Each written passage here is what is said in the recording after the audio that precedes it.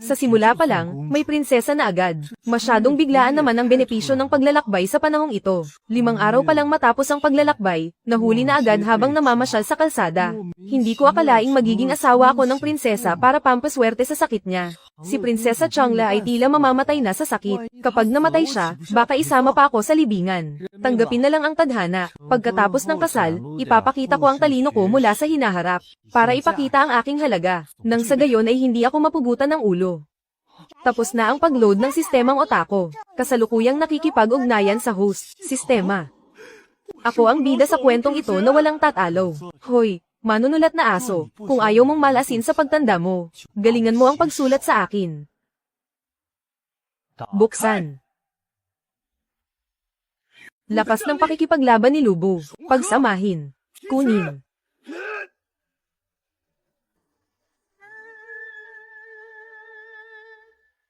Paalala. Ang Fang TNG ay eksklusibong sandata para sa host. Maaaring itago sa espasyo ng sistema anumang oras. Mahal na Ma, dumating na ang itinakdang oras. Oras na para pumunta sa Prinsesa Changla Manor. Misyon ng sistema, manatili sa bahay ng 3 araw. Gantimpala, katawang banal ng gamot. Para sa gantimpala, ayos lang na sumuwi uli sa utos ng emperador. HMPH.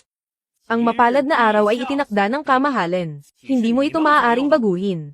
Kumuha kayo ng ilang tao at ilabas ang Ma. Ito lang ba?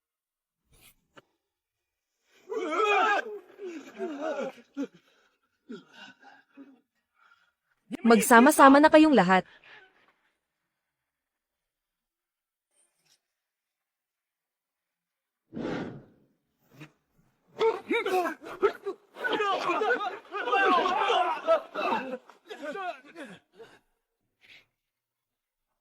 Pagkatapos ng 3 araw, gaganapin ang kasal. Gagaling ang prinsesa ng kusa. Kung pipilitin ninyo akong ilabas, at may mangyaring masama sa prinsesa, kaya nyo bang panag-utan iyon?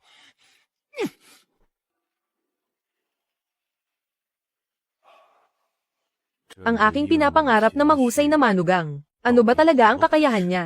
Lee Junmei.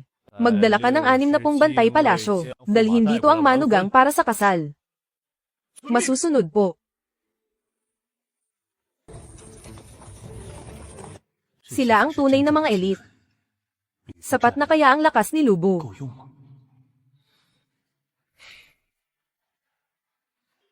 Mapilit ang kamahalan na gawin ito ngayong araw. Ma. Sumuko ka na sa paglaban. Sumama ka na sa amin. Paano kung ayaw ko? Paumanhin sa aming gagawin.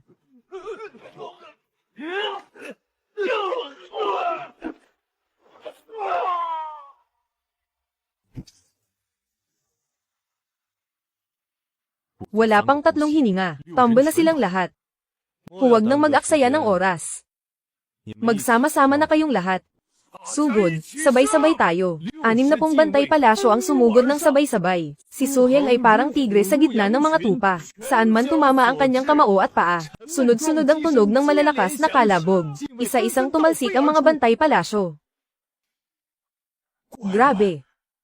Napakagaling pala ng Ma. Kaya niyang talunin ang 60 tao ng mag-isa. Hindi kalabisan na sabihin siya ang pinakamalakas sa hukbo. Magaling. Tunay nga siyang aking pinapangarap na mahusay na manugang. Sabihin sa Ma.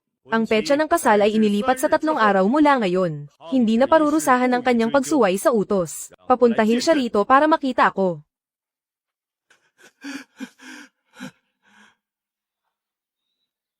Bumalik ka at sabihin sa kamahalan. Nakasuot ako ng damit pang kasal, para maiwasan ang malas. Hindi ako dapat lumabas ng manor.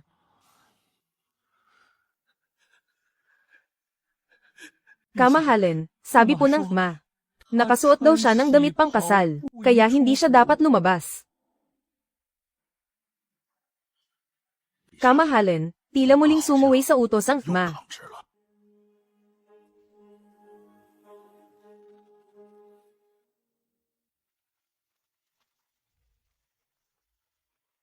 Ang inyong abang lingkod, si Suheng. Nagbibigay pugay sa kamahalan. Napakalakas ng loob mo. 2 beses kang sumuwi sa utos sa loob lang ng 1 araw. Hindi ka ba natatakot na ipapugot ko ang ulo mo? Kung sa karaniwang pagkakataon lang, hindi mangangahas ang abang lingkod na ito. Ngunit ngayon, nakasalalay ang buhay ng prinsesa. Kahit paparusahan ako ng kamahalan, kailangang gawin ito ng abang lingkod na ito. Sigurado ka bang pagkatapos ng kasal sa loob ng 3 araw, ay gagaling na ang prinsesa? Makakasiguro po ang abang lingkod na ito. Mga mapanlinlang na salita, malinaw na niloloko mo lang ang kamahalan. Sino ka ba? Ako ang panganay na anak ng duke ng Zhao. Si Zhang Sonchong.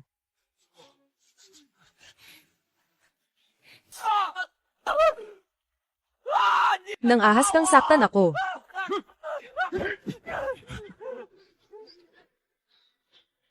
Sabi mo niloloko ko ang kamahalan. Bakit? Ayaw mo bang gumaling ang prinsesa? Huwag mo akong pagbintangan ng ganyan. Pagkalipas ng 3 araw, ang prinsesa ay magiging asawa ko na. Kinwestiyon mo ang ritual ng kasal. Ibig sabihin ayaw mong maging maayos ang asawa ko. Paano kitang hindi sasapukin? Suwail na bata, tumahimik ka. Kamahalan, ang taong ito ay nangangako ng labis. Ngunit kung ang kasal ay walang bisa, at pumanaw ang prinsesa, hinihiling ko sa kamahalan na parusahan ng mabigat ang taong ito. Dapat siyang hatulan ng kamatayan para sumama sa libing. Sabi ko na nga ba, wala kang mabuting hangarin. Dahil asawa ko na ang prinsesa. Kung may mangyari sa kanya, paano pa ako mabubuhay ng mag-isa? Hehehehe. Kamahalan, hindi ko po mapigilan ang aking damdamin. Patawarin po ninyo ako. Ang lahat ng bagay ay pag-uusapan na lang pagkalipas ng 3 araw. Ama, bakit pati kayo ay sinasaktan ako? Bumalik ka at manatili sa loob ng bahay ng 10 araw. Sinasabi ko sa iyo, bakit mo ba ako binubuwisit?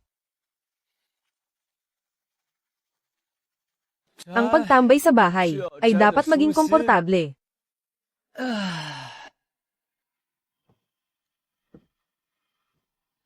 Kamahalan. Mapagkakatiwalaan ba talaga ang suheng na iyon? Magtiwala man o hindi. Wala na tayong ibang mapagpipilian. Nakita mo rin ang galing niya. 60 gwardya, ay walang nagawa sa kanya. Ngunit ngayong araw, sa harap mismo ng kamahalan, sinaktan niya si Chang'e. HMPH, ang batang iyon ay dapat lang maturuan ng leksyon. Bawat salita ni Chang'e ay tungkol sa pagsama sa libing. Hindi ako nagalit noon din, dahil na rin sa paggalang ko sa iyo. 2 araw akong naghanap mula sa tore ng lungsod. Sa unang tingin ko pa lang sa kanya, alam ko nang siya na iyon. Kamahalan, pagka-uwi ng sa mansyon, hindi siya nagsagawa ng anumang ritual o panalangin. Nagpahanap siya sa mga katulong ng koaling bakal, gumuhit ng mga plano at nagpabili ng mga pampalasa. Tinatawag yata itong sili at common o kung ano paman. Nagreklamo ang na hindi maganda ang kalan sa mansyon. Kaya siya mismo ang gumawa ng bagong kalan gamit ang putik. Ang bango nito ay umabot hanggang sa kabilang kalsada. Pagkatapos, nagpahuli ang ng matatabang manok, pinahiran ng sarsa at binalot sa dahon ng lotes. Saka binalot ng putik sa labas, at inihagis sa baga. Sabi niya, tinatawag itong beggar's chicken. Binalot sa putik pero nakakain pala. Pagkalipas ng 1 oras, nang basagin ang balat na putik, ang bango niyon. Ngayon lang nakalanghap ang aliping ito ng ganoon kabainggong amoy. Ang karne ng manok ay malambot na malambot, natutunaw agad sa loob ng bibig. Ang batang ito, habang nagiging ganito siya, lalo akong naniniwala, na baka mayroon nga siyang paraan. Ding, natukoy na. Ang host ay nanatili na sa mansyon ng ng buong 3 araw. Tapos na ang misyon. Ipinapamahagi na ang gantimpala. Pagbati sa host, nakuha mo ang banal na katawang gamot. Walang takot sa anumang lason o sugat. Bilis ng paggaling ay 10 beses. Nagpapagaling ng lahat ng sakit sa mundo.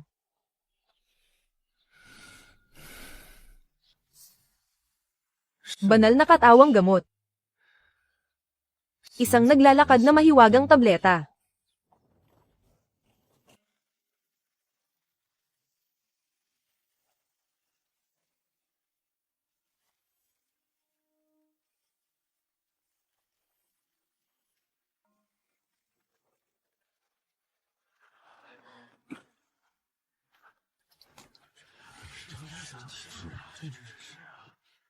Nagbibigay pugay si Suheng sa kamahalan. Nagbibigay pugay sa mahal na reyna. Kung may iligtas mo si Chang'e, ipagtatayo kita ng dambana ng pasasalamat. Masyadong mabigat ang inyong sinabi, mahal na reyna. Siya ay aking asawa. Tungkulin ko ang iligtas siya.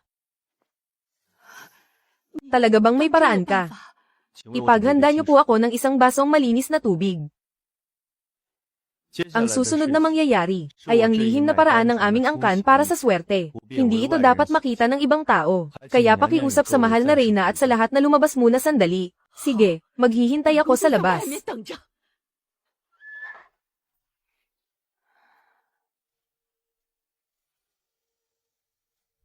Huwag kang matakot. Magiging maayos din ang lahat agad.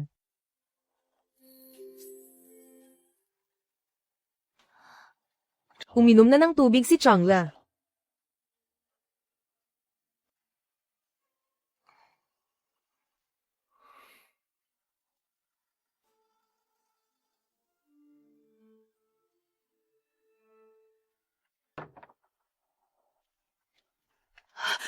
Kumusta na? Uminom na ng kaunting tubig ang prinsesa, at nakatulog na siya. Narinig niyo ba iyon? Nagpapanggap lang siya at nanggugulo.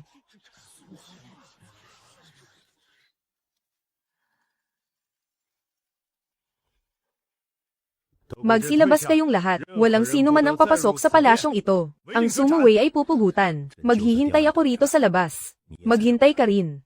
Maghintay hanggang mag-umaga at magising si Changla. Kamahalan, pinatay ng mangkukulam na ito ang prinsesa. Dakpin siya agad. Gising na ang prinsesa. Nakaupo na siya.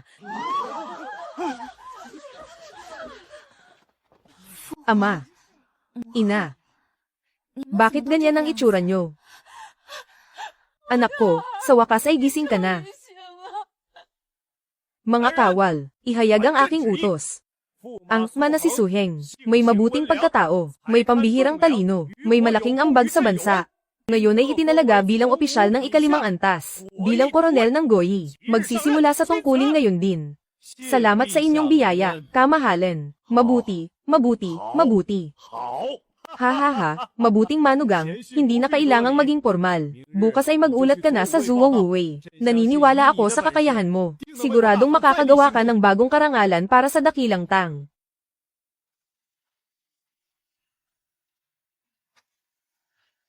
Aking kabiyak, kanino mo natutunan ang galing mong iyan? Nag-insayo lang ako para lumakas ang katawan. Hindi lang iyon basta ensayo. Narinig ko kay General Li Junxian na tinalo mo siyang mag-isa, kasama ang 12 ng mga bantay. Hinihiling sa host na manatili rito ng 7 araw. Sa panahong ito, bawal lumabas. Kahit isang hakbang mula sa pinto ng Prinsesa Changla Manor. Gantimpala ay kumpletong set ng patatas at kamote. Kasama ang manual ng teknolohiya sa pagtatanim. Pagtatanim ng patatas at kamote. Basta't may mga binhina. Lalago ng ilang beses ang produksyon ng pagkain sa dakilang tang. Pero 7 araw. Ngayon ang unang araw ko sa tungkulin. Bilang koronel ng Goyi, unang araw pa lang. Aking kabiyak, anong nangyayari sa iyo? Wala lang ito. Nagpadala ang Zuo Wuwei para sunduin kayo. Naghihintay na ang mga bantay sa labas ng manor. Dapat na kayong umalis. Aking kabiyak, hindi ka dapat mahuli sa unang araw ng trabaho. Masama ang pakiramdam ko ngayong araw. Hindi na muna ako mag-uulat sa kampo. Aking kabiyak. Makinig ka sa akin. Tama iyan. Kagabi lang ay nagawa ni Changla na kumain ng isang buong mangkok ng kanin. Ang mga walang silbi sa koanihan ng mga manggagamot ay walang nagawa, ngunit nang ang aking mahusay na manugang ang kumilos. Agad na gumaling ang karamdaman. Ito ay dahil sa dakilang kapalaran ng kamahalan. Kamahalan, kailan niyo po ba ililipat ang manugang ng emperador? Sa aking Zuo Wuwei, dito kay Lolo Cheng. Kamahalan, sa pag-uulat ngayong araw, ang manugang ng emperador ay hindi dumating sa kanyang tungkulin. Sabi ni General Kiyu, ang mga gwardyang ipinadala para sa mando ay naghihintay sa labas ng Prinsesa Changla Manor ng mahigit 1 oras. Sa huli, pinabalik din sila ng mga tao sa manor. Ang dahilan ay masama raw ang pakiramdam ng manugang ng emperador. Kagabi lang ay nagawa niyang itumba ang 12 ng mga gwardya ko. Kamahalan, sa tingin ko ay may kakaiba rito. Ang manugang ng emperador ay hindi naman yung tipong taong walang utang na loob. Baka naman talagang masama lang ang pakiramdam niya. Halimbawa, sa pagliligtas sa prinsesa kahapon. Masyado sigurong naubos ang kanyang lakas. Ang pagsasabing naubos ang lakas ay purong kalokohan lang. Li Junxian, pumunta ka mismo sa Prinsesa Changla Manor. Tanungin mo ng harapan ang manugang ng emperador kung anong klaseng masamang pakiramdam ba ang nararanasan niya. Masusunod po. Manugang ng emperador, may utos ang kamahalan. Ipinatatawag kayo sa palasyo ngayon din. General Lee, salamat sa pagpunta mo rito. Pakisabi na lang pagbalik mo. Sa kamahalan, na nitong mga nakaraang araw ay nanalangin ako para sa prinsesa. Kaya naman naubos ang aking sigla. Kailangan kong magpahinga ng 7 araw. Hindi ako dapat lumabas o gumala muna. Manugang ng emperador, kasalukuyang mainit ang ulo ng kamahalan. Sumama na lang po kayo sa akin. Salamat na lang, General. Bumalik na sa palasyo. Sabi ng manugang, nanalangin daw siya para sa prinsesa. Naubos ang kanyang sigla. Kailangan niyang magpahinga ng 7 araw. At hindi raw siya dapat lumabas. Kamahalan, napakayabang na ng taong ito. Tila wala na siyang respeto sa inyo. At wala ring pakialam sa korte ng imperyo. Kung hahayaan pa ito, baka mawalan ng loob ang lahat ng mga opisyal sa mundo. Aba, 7 araw na pahinga pala ha. Inaakala niya yata na ang pasensya ko ay puhunan para sa kanyang kapritsyo. Kamahalan. Mali nga ang inasal ng manugang. Ngunit kakagaling lang niya sa paggamot sa prinsesa. Malaki ang utang na loob ng pamilya ng emperador sa kanya. Baka naman ang sinasabi niyang pahinga ay talagang kinakailangan. Malinaw na isa lamang itong dahilan. Tama na iyan. Lee Junxian. Pumunta ka ulit sa Prinsesa Changla Manor. Ipaabot ang aking salita. Ako mismo ang pupunta roon. Gusto kong makita kung gaano ba talaga kataas ang tingin nitong si Su Heng sa sarili niya.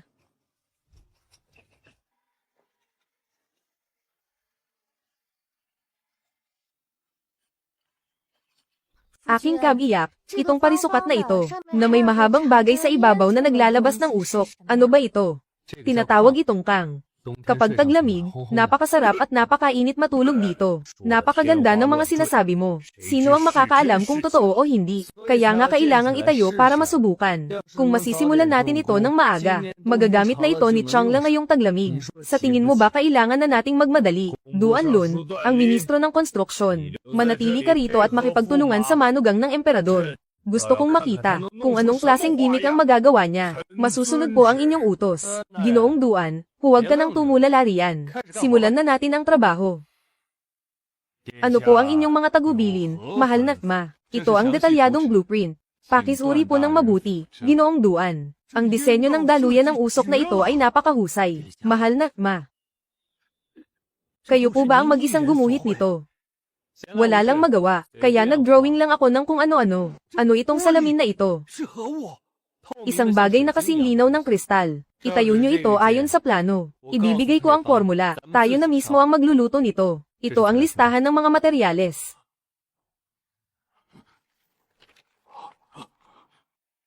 Malaki ang negosyo at ari-arian ng pamilya ng Duke ng Zhao. Mahal na mahal ni Ginoong Zhang San ang prinsesa. Siguradong hindi siya magdadalawang isip na mag-ambag ng kaunti, di ba? Bakit? Ayaw ba ni Ginoong Chong? Sinong nagsabing ayaw ko? Kaya itong tustusan ng manor ng Duke ng Zhao. Bilang huwaran ng mga opisyal, si Ginoong Xiao ay tiyak na handa ring magpakita ng malasakit para sa prinsesa. Tama, sige. Ayos na ang kalahati ng problema. Huwag na nating ipagpabukas ang kaya nating gawin ngayon. Simulan na ang trabaho ngayon din. Gusto kitang bugbugin hanggang mamatay, ikaw na hanggal ka. Ginagawa niya tayong halimbawa para takutin ang iba. Itinali niya ang pamilya Zhang San natin sa kanyang karwahe ng digmaan. Lahat ng hinihingi niya ay dapat pinakamataas na kalidad. Kapag nagbigay ka ng peke o mababang klase, isusumbong ka niya agad sa salang pagtataksil sa emperador. Anong gagawin natin? Gawin mo ang utos. Ibigay mo sa kanya ang pinakamaganda. Ang batang pasaway na ito, ilabas ang dekreto, dapat makipagtulungan ng lubos ang Xiao Fujian sa Ministry ng Konstruksyon. Lahat ng kailangan ng manugang ng emperador ay hindi dapat maantala. Gusto kong makita kung paano niya gagawing posible ang imposible. Bakit dalawang palapag ang pagkakagawa sa hernong ito? Double layer na disenyo, para maipan ang init. Ang vent ay para makontrol ang hangin. Para tumpak na may adjust ang apoy. Ganoon pala yun. Napakatalino. Mahal na, ma. Talaga bang makakagawa tayo ng salamin? Mabilis na ang 3 araw. Mabagal na ang 5. Nasira ba ang pagkakaluto? Palyado ba? Duanlun. Huwag kang magmadali.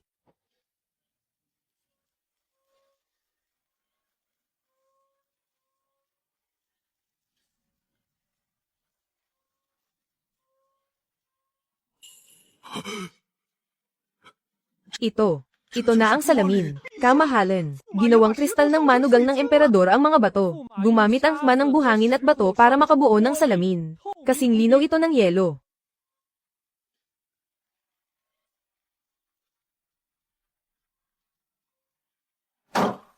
Ihanda ang karwahe, pupunta tayo sa manor ng prinsesa. Nasaan siya? Nandoon po ang manugang ninyo. Kung hindi pa ako dumating, baka gibain mo na ang buong manor ng prinsesa. Nagbibiro po kayo, kamahalan. Aba.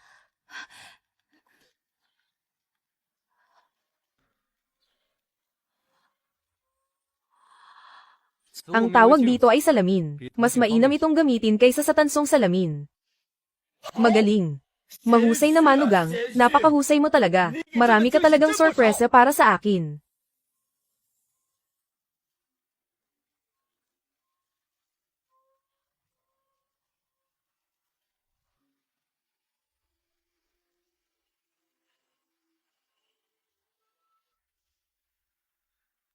Kamahalan. Ang ebidensya ng aking kasalanan. Nasisiyahan ba kayo rito? Hey, ang init nito, lintik. Mas komportable pa ito kaysa sa mainit na higaan ng asawa ko. HMPH, puro ka lang diskarte. Ang iyong merito ay pambayad sa iyong pagkakamali. Hindi ko na pagtutuunan ng pansin ang iyong mga nakaraang kasalanan. Bukas sa oras ng Mau 5 hanggang 7 ng umaga. Sa kampo ng Zuo Wuwei. Ayaw ko nang makarinig pa ng kahit anong dahilan tungkol sa iyong kalusugan. Ang natitirang inihaw na buong tupa, tingin ko ay hindi na maganda ang itsura. Ibalot ang lahat at dalhin sa palasyo, para hindi masayang.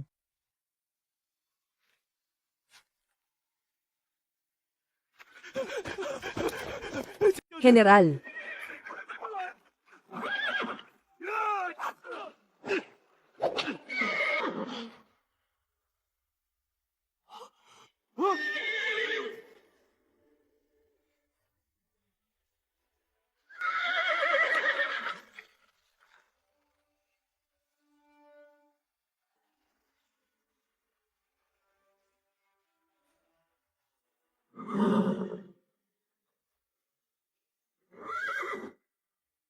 Hayop ka.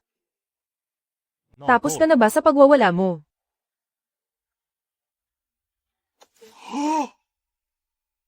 Ginamit ang sariling katawan para harangin ang kabayo, at napaatras pa ang kabayo sa bangga.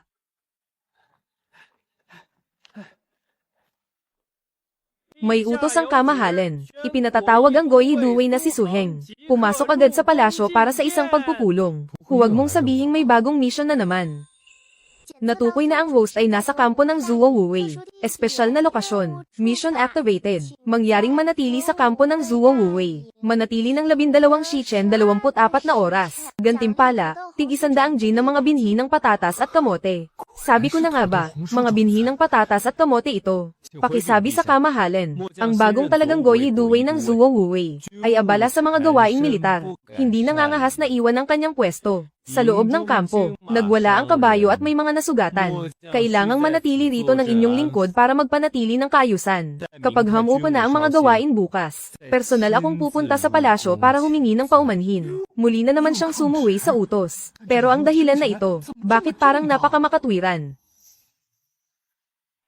Kamahalan, paulit-ulit na sumusuway si Soheng sa inyong utos. Wala siyang respeto sa emperador. Hinihiling ko na agad siyang ikulong sa piitan. Kamahalan, sa tingin ko ay magandang balita ito. Sa unang araw pa lang ng kanyang panunungkulan, nanatili na siya sa kampo at hindi umalis. Ibig sabihin nito ay sineseryoso niya ang posisyong ibinigay ninyo. Nang magwala ang kabayo, nanatili siya para alagaan ang kanyang mga tauhan.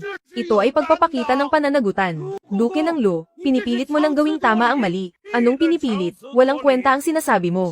Ang general na nasa labanan ay hindi kailangang sumunod sa lahat ng utos ng hari. Ito ang tinatawag na gilas ng isang dakilang general. Ihanda ang karwahe. Sa kampo ng Zuo Wuwei. Ako mismo ang pupunta roon. Kapag hindi naasikaso ng maayos ang sugat, maaaring maputol o mawalan ng silbi ang braso na ito.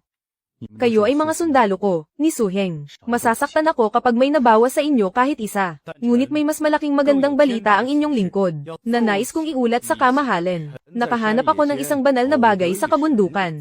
Ang bagay na ito ay hindi ginto o hiyas. Ngunit kaya nitong iligtas ang ating dakilang tang mula sa gutom kailanman. Ang tawag sa mga ito ay kamote at patatas. Ang ani nito ay maaaring umabot sa 200 dan bawat ektarya. Isang napakalaking kasinungalingan. Sige. Bibigyan kita ng isang araw. Bukas sa ganitong oras, kapag hindi ko nakita ang banal na bagay na iyan, ipapapatay ko ang 9 na henerasyon ng iyong angkan. Masusunod ang inyong utos, kamahalan. Ding, pananatili sa kampo ng Zuo Wuwei. Tapos na ang mission sa loob ng 12 Shichen. Gantimpala, tig-100 jin ng mga binhi ng patatas at kamote. Naibigay na. Ang kapalaran ng dakilang tang ay nakasalalay dito. Narito na ang kamahalan.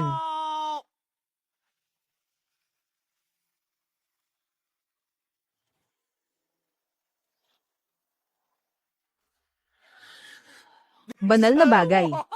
Ang mga bowl ang putik na ito. Suheng, ginagawa mo ba akong tanga? Kamahalan. Isinasa mo ng iyong lingkod na hatulan ng taong ito ng kamatayan sa pamamagitan ng 1,000 hiwa. Suheng. Suheng, bibigyan kita ng huling pagkakataon. Ano ba talaga ito?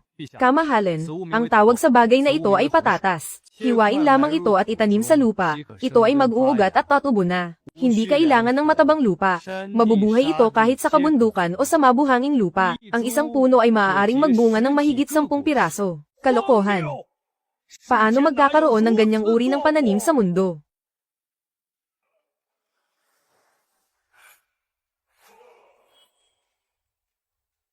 Uubusin ko ang iyong buong angkan. Ako ang nagsabi niyan. Ibibigay ko sa iyo ang lupang iyon. At ikaw mismo ang magtatanim niyan. Pagkalipas ng 3 buwan, ikaw mismo ang maghuhukay at magtitimbang niyan. Kulangin man lang ng 1 kilo. Ipapatitigpas ko ang mga ulo ng iyong buong angkan. Kamahalan, ang inyong lingkod. Tinatanggap ko ang hamon. Doon sa lupang iyon. Lupang tigang iyon. Mas marami pa ang bato kaysa sa lupa. Walang mabubuhay na kahit ano doon. Gusto ko sa lupang iyon. Hindi na kailangang makipag-agawan sa matatabang bukirin para sa ibang butil. Ang pagpapatubo ng maraming ani sa pinakapangit na lupa, iyon lamang ang paraan para mapatahimik ang mapanghusgang mundo.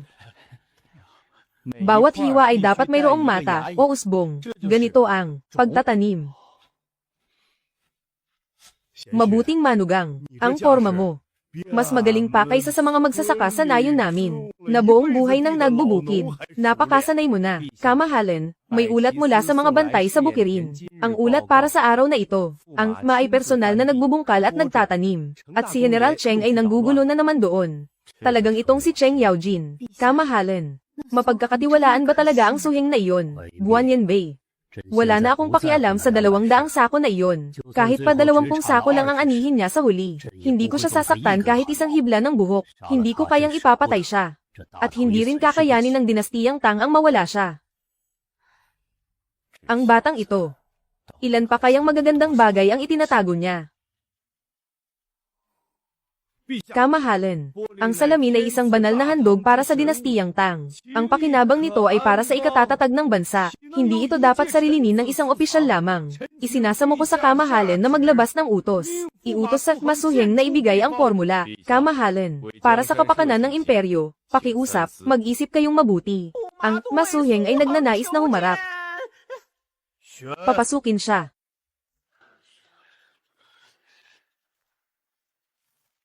Kamahalan, narito ang kumpletong formula ng salamin, at ang lihim na paraan ng paggawa ng mga salaming de salamin. Nais kong ialay ito ng walang bayad sa dinastiyang Tang. Talaga bang handa kang ibigay ito? Mayroon ka bang anumang kondisyon? Siyempre, mayroon akong kondisyon. Simula sa araw na ito, ang Ministry ng Paggawa at ang Xiao Fujian ay magtutulungan upang magtatag ng isang opisyal na gawaan. Para sa paggawa ng salamin, lahat ng usapin tungkol sa pagbebenta ng mga produktong salamin, dapat ay nasa ilalim ng aking buong kapangyarihan bilang nag-iisang ahente.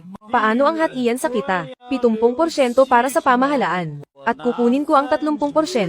Isang malaking kahangalan. Anong klaseng ahente at kita ito? Bawat sentimo ay mahalaga. Hawak ang kayamanan. Sa pamamagitan ng panlabas na distribusyon. Tiyak na magiging malaking sakit ito sa ulo. Maaari kong ibigay ang formula. Ngunit kung wala ako sa tabi ninyo para magbigay ng payo, ang mga opisyal ng Ministry ng Paggawa at Xiao Fujian, sigurado ba kayong makakagawa sila ng ganitong klaseng salamin? Su Heng, papayag ako sa iyo. Ngunit mayroon din akong kondisyon. Sa loob ng 3 buwan, ikaw ang mamamahala sa pagbebenta ng mga salamin mula sa pagawaan ng pamahalaan. Ang lahat ng malinis na kita ay dapat mapunta sa kaban ng bayan. Kung hindi ito aabot sa 100,000 guan, babawiin ko ang iyong karapatan bilang ahente. Ang emperador ay hindi nagbibiro.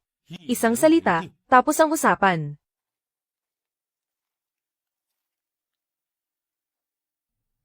Hindi. Kailangang gibain ng lahat at itayong muli.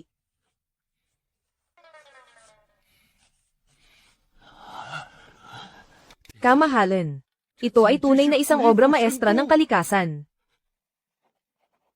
Hindi sapat ang linis ng buhangin. Kulang ang dami ng alkali. At napakababa ng kalidad ng anapag. Bumili kayo ayon sa pamantayang ito. Hayaan ang Ministry ng Pananalapi ang magbayad. Kung maglakas loob silang humindi, papuntahin niyo sila sa akin. Bata. Magsabi ka sa akin ng totoo. 100,000 guan sa loob ng 3 buwan. Gaano ka ba talaga kasigurado? 100%. Kalokohan. Kung 100% kang sigurado, ibibigay ko sa iyo ang trono para upuan mo. Una, gagamit tayo ng hunger marketing. Ang unang batch ng mga salamin mula sa pagawaan. 10 piraso lang ang ilalabas. Ikalat ang balita na napakahirap gawin ito, na ang tsansa ng tagumpay ay wala pang 1%.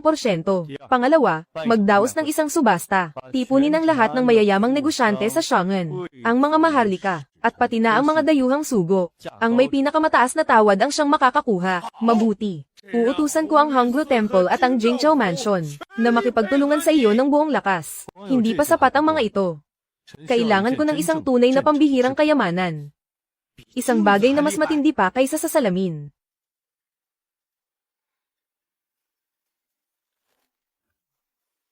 Ang bagay na iyon. Talaga bang magagawa mo iyon? Basta't nariyan ang pondo at mga bihasang manggagawa, matatapos iyon sa loob ng 1 buwan. Ibibigay ko sa iyo ang mga taong kailangan mo at ang perang hiling mo. Ibibigay ko ang lahat sa iyo.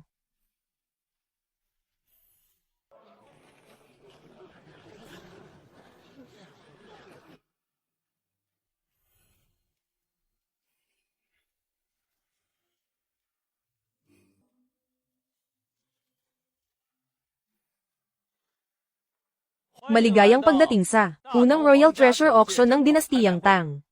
Narito na ang ating unang item para sa subasta.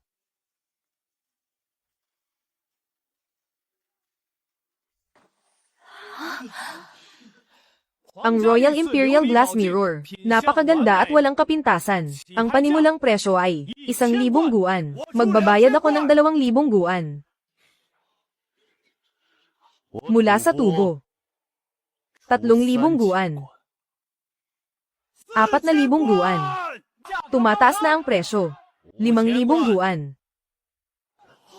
Ang pamilya Queen ng Bowling ay kumikilos na. 5,000 guan. May hihigit pa ba rito? 5,000 guan sa unang pagkakataon. Pangalawang pagkakataon. Pagbati sa pinuno ng pamilya Kui. Nakuha ninyo ang unang panalo. Para masiguro ang katarungan. Mula sa ikalawa hanggang sa ika-9 na salamin. Ang bawat angkan o bawat delegasyon ng bansa ay pinapayagang manalo ng 1 beses lamang. Anong klaseng patakaran ito? Su Heng. Anong klaseng patakaran ito? Kamahalan. Ano po ang tingin nyo sa patakarang ito ng inyong lingkod? Pinapayagan. Tumahimik ang mga tao sa paligid. Tila tumigil ang pagdaloy ng hangin. Chong, maupo ka. Hindi ito basta tao lamang. Malinaw na isa itong naglalakad na bundok ng ginto. Ang 9 na mahiwagang salamin ay may mga may-ari na. Ngunit ang dakilang pagtitipon ngayong araw ay hindi pa tapos. Ang susunod ay, ang pinakatampok na kayamanan ng ating subasta. Bago natin ilabas ang kayamanan, nais kong mag-imbita ng isang espesyal na panauhin, upang ipakita ito sa entablado. Ating tanggapin, ang kagalang-galang na Prinsesa Changla. Magsitayo kayo, hindi na kailangan ng formalidad. Hinihiling sa mahal na prinsesa na ibunyag ito para sa amin.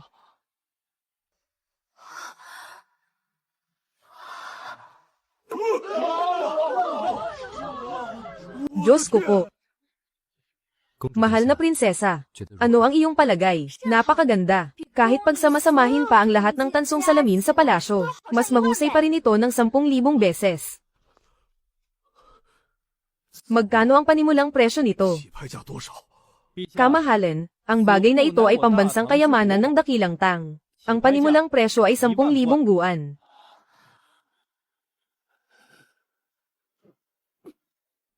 Ang angkan ng kui mula sa bowling. 11,000 guan. 12,000 guan. 13,000 guan. 15,000 guan. 16,000 guan. 20,000 guan. 30,000 guan. 30,000 guan sa unang pagkakataon, sa ikalawang pagkakataon, sa ikatlong pagkakataon. Sold na. Pagbati sa angkan ng queen ng bowling. Ang malaking salamin ay nabili sa halagang 30,000 guan. Ihayag ang aking utos. Ang masuheng ay may malaking ambag sa paghahandog ng kayamanan. Mahusay sa pamamahala ng pananalapi. Siya ay tunay na haligi ng bansa. Itinataas ang ranggo bilang yuanwai lang ng kagawaran ng pananalapi. Ika-6 na ranggo sa itaas. Magsimula sa tungkulin ngayong araw. Ito ang aking utos. Napakatalino ng kamahalan. Aking kabiyak. Napakakisig mo ngayong araw. Sakto lang, sakto lang. Pangatlo lang sa buong Shangen. Sino naman ang una at pangalawa? Ang una ay ang iyong ama. Ang pangalawa ay ang iyong ina. Bilang isang manugang. Kailangan ko ring maging mapagkumbaba ng kaunti.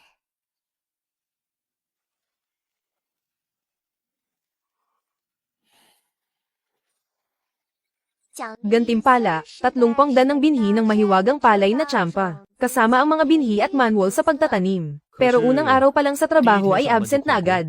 Magpadala ng tao sa kagawaran upang magsabi. Napansamantalang hindi makakarating sa opisina para mag-report. Ikaw na bata ka, hindi mo ba talaga ako bibigyan ng kapayapaan ng isip? Kamahalan, ang inyong lingkod ay tinamaan talaga ng sipon at lagnat. Hindi ko naman sinasadyang hindi pumunta. Tinamaan ng sipon. Nakikita kitang malakas at masigla. Mas masigla ka pa kaysa sa akin. Sa susunod na magkukunwari kang may sakit, pagsabihan mo muna ako, ha? Hehe, sige po, nabisto na pala ako ng kamahalan. Ayaw ko lang talagang pumunta. Tutal naman ay protektado niyo ako.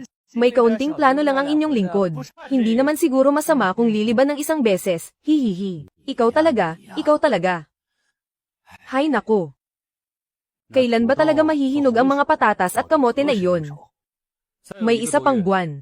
Dapat na itong anihin. Sa oras na iyon, makikita ninyo ito ng personal. Hinto, Suheng, tatanungin kita, ang mga patatas at kamote na ito ay totoo ngang kayang busugin ang mga mamamayan. Ngunit sa huli ay hindi pa rin ito mapapalitan. Ang 5 butil bilang pangunahing pagkain. Mayroon ka pa bang ibang paraan upang ang ating dakilang tangay magkaroon ng mga kamalig na tunay na umaapaw sa pagkain? Kamahalan, ang inyong lingkod ay mayroon pang isang bagay. Ang bagay na ito ay kayang gawin ng ating dakilang tang, na walang alalahanin sa pagkain sa loob ng 10 taon. Ngunit ang bagay na ito ay mas mahal ng 100 beses kaysa sa patatas. At 100 beses din na mas mahirap itanim. Kailangan ito ng lugar na laging mainit gaya ng Tagsibol, at may sapat na ulan. Bibigyan kita ng isang dekreto. Itinalaga kita bilang gobernador ng agrikultura sa Lingnan. Kasabay nito, ikaw, Suheng, ay may kapangyarihan sa lahat ng opisyal ng Lingnan daw.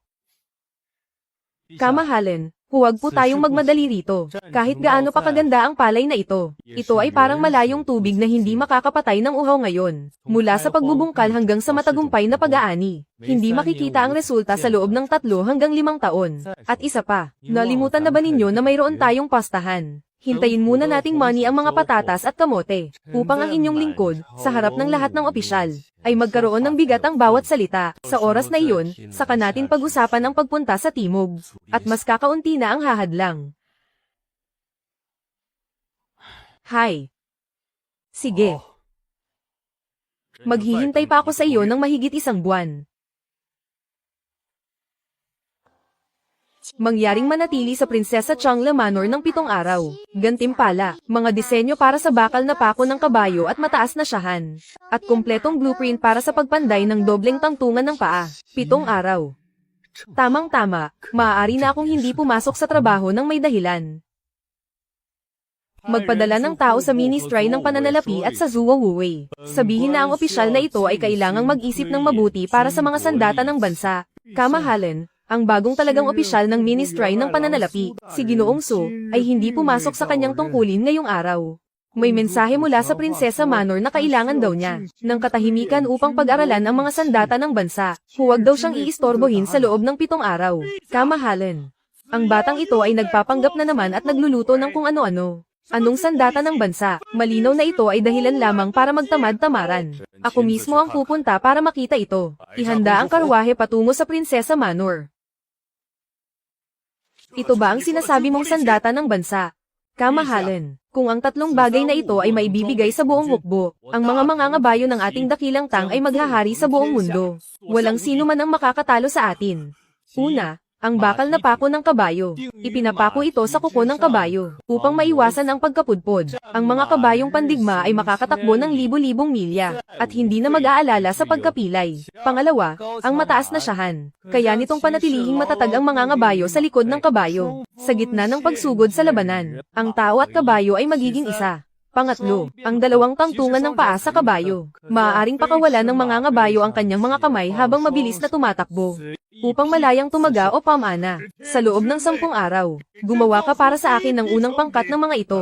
Kapag nahuli ka sa oras, ay tatayra ko ang iyong ulo.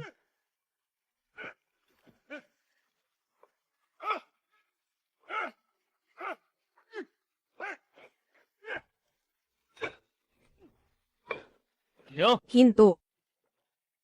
Hindi sapat ang init ng bakal. Hindi pantay ang pagpasok ng karbon. Kapag pinanday ng ganito, matigas nga ang labas. Ngunit marupok na bakal ang loob. Hindi magtatagal ng ilang araw at mababali rin iyan. Hindi tama ang disenyo ng lagusan ng hangin. Hindi maipan ang lakas ng apoy. 70% ng uling ang nasasayang. Mali ang istruktura ng pagkakabit. Lihis ng 3 grado ang anggulo ng bigat. Kapag gumawa ng matinding kilos ang mga kabalyero, mababasag ang bahaging ito. Ang tingin ng lahat ng mga manggagawa kay Suheng ay nagbago mula sa panghahamak patungong pagkamangha. Paano siya naging baguhan sa ganito?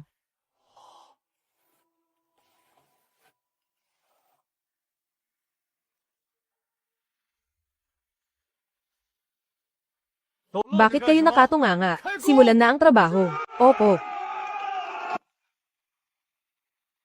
Bilisan nyo, tawagin ang kamahalan.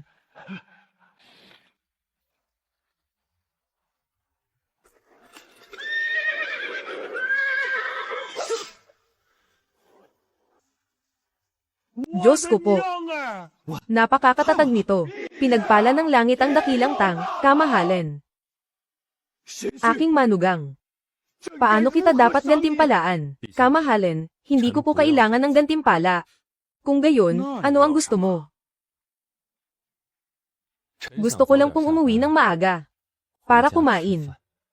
Sige, napakahusay, ang umuwi para kumain. Ipahayag ang aking utos. Ang Masuheng ay itinalaga bilang pangalawang ministro ng mga gawa, ika-4 na ranggo sa itaas. Hindi niya kailangang pumasok sa opisina araw-araw. Kung kailan lang siya may bagong imbensyon, doon lang siya dapat pumasok. Maraming salamat sa inyong dakilang biyaya, kamahalan. Aking manugang, kailan ba talaga pwedeng kainin ang bagay na ito? Nakikita ko na ang taba na ng mga dahon nito. Baka pwedeng pumitas ng 2 para ilaga sa palayok. Ginoong Cheng, kung gusto mong baliin ng kamahalan ang mga binti mo. Sige, pitas lang. Hehe, nagbibiro lang ako. Seryoso na. Ang mga opisyal sa palasyo ay araw-araw nagpapadala ng petisyon. Sinasabi nilang tiyak na matatalo ka sa iyong pastahan. Hinihintay lang nilang mapugutan ang buong angkan mo. Ama, sa pagkakataong ito ay patay na si Suheng. 200 sako bawat ektarya. Sino ang niloloko niya? Pagkalipas ng kalahating buwan, ang kamahalan mismo ang maghuhukay. Kulang lang ng 1 kilo, pupugutan na ang buong pamilya niya.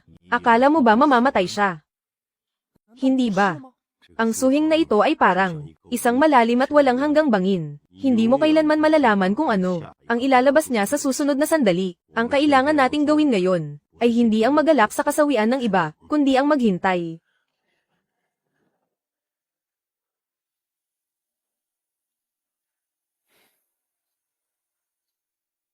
Simulan ang paghuhukay. Masusunod. Ginoong Cheng, hindi iyan pwedeng kainin ng hilaw. Hihihi, sige.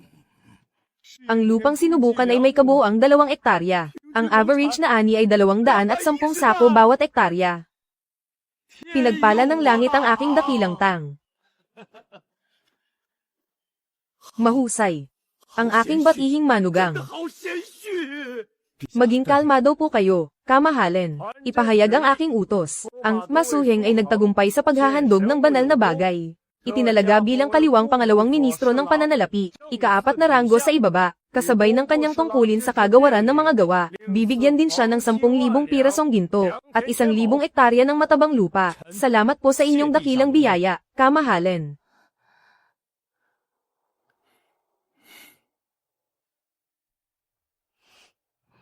Aking manugang, malayo at mahirap ang lalakbayin mo sa kabundukan. Gawin mo ang lahat ng iyong makakaya. Hihintayin ko ang iyong matagumpay na pagbabalik sa Xiangan. Hindi ko po bibigwin ang inyong tiwala, kamahalin. Mangyaring manatili sa Prinsesa Changla Manor ng 7 araw. Gantimpala, isang makabagong banal na bagay. Formula ng semento at mga guhit para sa paggawa ng alahas. Semento. Dahil dito, ang infrastruktura ng dinastiyang Tang ay mauuna sa mundo ng 1,000 taon. Ngunit, 7 araw. Para sa paglalakbay sa timog, napakalayo ng lalakbayin. Nakakapagod ang biyahe. Gusto ko munang magpahinga sa mansyon ng ilang araw. Mayor Domo, isara ang pinto. Kailangang bumawi ng tulog ng mana ito. Iwasak ninyo ang tarangkahan para sa akin. Kaladkarin ninyo palabas ang suwail na iyan. Masusunod po. Lintik. Narinig niyo na ba? Ang lalaking iyon na So ang apelyido. Muling pinagalit ang kamahalan hanggang sa mamatay-matay sa inis. Dahil lang sa kaunting talino niya, pinapaikot niya ang kamahalan at ang buong palasyo. Sa kanyang mga daliri, ang ganitong mayabang na tao, ay isang malaking kahihiyan sa ating dinastiyang Tang. Tama kayo, General Liu. Ano sa tingin niyo ang dapat gawin? Anong dapat gawin? Linisin ang paligid ng kamahalan mula sa mga traidor. Suheng, ikaw na rebelding taksil. Lumabas ka na dyan at harapin ang iyong kamatayan. Ikaw ba si Suheng? Kung matalino ka, sumuko ka na ng kusa. Sino ka sa akala mo? Mga tauhan. Dakpin siya.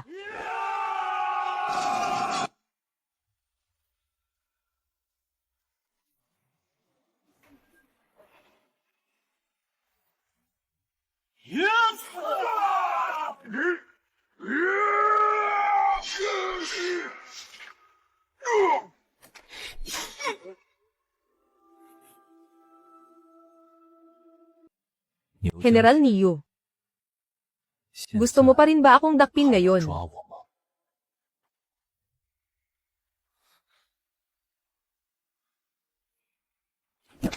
Ang abang general na ito ay nagkasala. Sino ang nag-utos sa iyo na pumunta rito? Nakita ko ang pagyayabang ng Ma. Binabastos ang dangal ng hari. Hindi ko ito matanggap sa aking puso. Kaya't nagdala ako ng mga kawal ng walang pahintulot, nang walang utos mula sa akin. Nang ahas kang sumugod sa mansyon ng pamilya ng hari, Niu Jinda. May respeto ka pa ba sa akin bilang hari? Mga tauhan, ilabas siya at pugutan ng ulo. Kamahalin, maawa po kayo. Kamahalin, sandali lang po. Bagamat naging padalos-dalos si General Niu, at lumabag sa disiplina ng hukbo, ngunit ang kanyang katapatan ay kapuri-puri. Hindi niya matiis na makitang nababastos ang dangal ng hari. Ginamit niya ang pinakadirekta at pinakahanggal na paraan upang ipagtanggol ang katwiran sa kanyang puso. Ang mga general ng ating Tang ay maaaring walang utak, ngunit hindi sila maaaring mawalan ng tapang at paninindigan. Kung dahil sa nangyari ngayong araw, ay mababali ang matalas na sandatang ito. Hindi ba't ito ay malaking kalugian para sa ating dinastiyang Tang? Nagdala ako ng mga tao para patayin siya, ngunit siya pa ang nagligtas sa akin.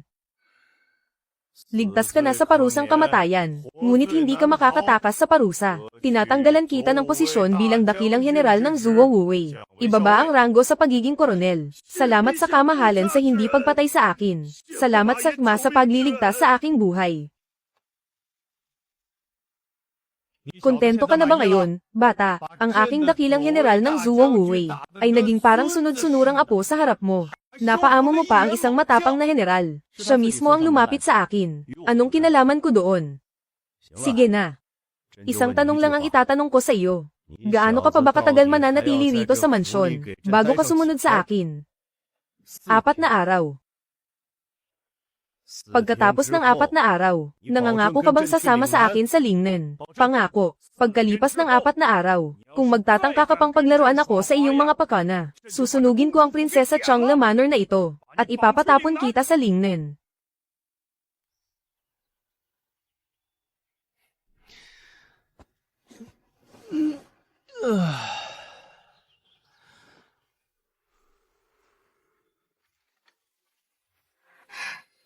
Aking kabiyak, sa wakas ay pumayag ka na ring lumabas.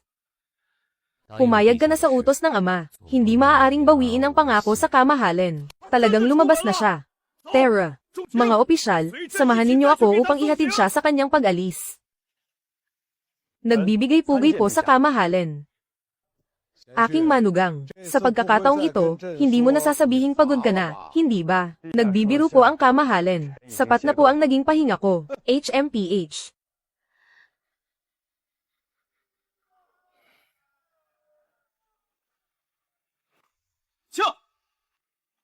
Madali ang balita mula sa 800 li. Ulat mula sa hilagang hangganan.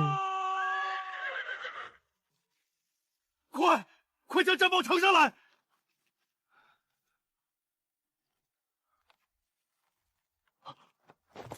陛下，发生何事了？ Si Can Shelley ay personal na namumuno sa 200,000 kabalyerya. Bigla ang sinalakay ang hilagang hangganan. Ang lungsod ng Dingsiyang ay bumagsak na.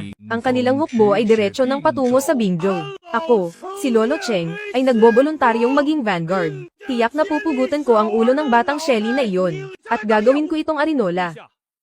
Ang inyong lingkod na si Li Jing, ay handang mamuno ng 100,000 kawal, upang tumungo sa hilaga at harapin ang kaaway. Ang kaban ng bayan ay katatapos lang gastusan para sa pagtatanim ng patatas at kamote. Malaking pondo na ang nailabas. Kung magmamadali tayong makipagdigma, ano ang tsansa nating manalo?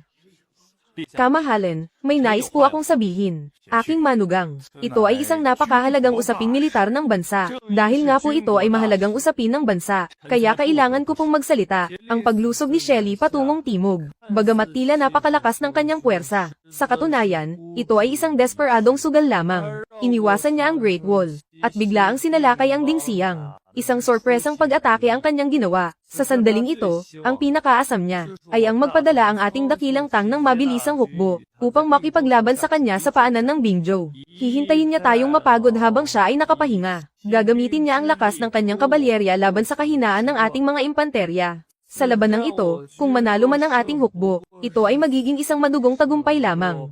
Ngunit kung tayo ay matalo, ang pintuan ng ating bansa ay tuluyang mabubuksan. Kung gayon, sa iyong palagay, ano ang dapat nating gawin? Iwasan ang kanyang talem, patatagin ang depensa at ubusin ang yaman sa paligid. Mag-utos sa Bingzhou at sa lahat ng lungsod na isara ang kanilang mga pintuan. Itaas ang bandila ng pag-iwas sa labanan. Ipunin ang lahat ng mamamayan at mga suplay ng pagkain sa labas ng lungsod. Kahit isang butil ng bigas ay huwag itira para sa mga tudyo. Ang 200,000 hukbo ng tudyo ay kailangang kumain. Basta't makapaghintay tayo ng 1 buwan, mauubos ang kanilang mga suplay. Tiyak na magkakagulo sila sa loob.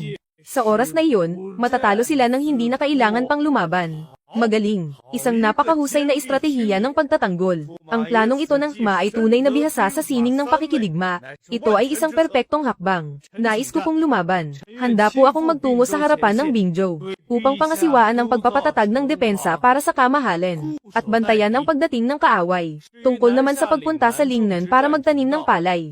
Ang bagay na ito ay mahalaga rin para sa pundasyon ng bansa. Hindi ito maaaring pabayaan. Nakikiusap po ako sa kamahalan na pumili ng ibang may kakayahan. Ang ministro ng konstruksyon na si Duan ay may malawak na kaalaman sa sining ng pagtatayo at paggawa. Kung siya ang mamumuno sa pangkat patungong timog, magiging kampante po ako. Sige. Pinapayagan ko na. Su Heng, pakinggan mo ang aking utos. Itinatalaga kita bilang pangalawang gobernador general ng Bingzhou. Itinalaga bilang komisyoner ng depensa sa hilagang hangganan. Punong komandante ng Bingzhou at ng 3 rehiyon ng Shuozhou. Tagapangasiwa ng lahat ng konstruksyong pandepensa, pagpapanatili, at mga usapin ng inobasyon. Iginagawad ko sa iyo ang Purple Goldfish Tally, na tila ba ako mismo ang naroroon. Tinatanggap ko ang inyong utos, kamahalan. Kayong 3, pamunuan ang inyong sariling mga hukbo, at ihatid ang komisyoner patungong hilaga. Kapag may nangyaring masama, kayo ang mananagot sa akin. Masusunod po.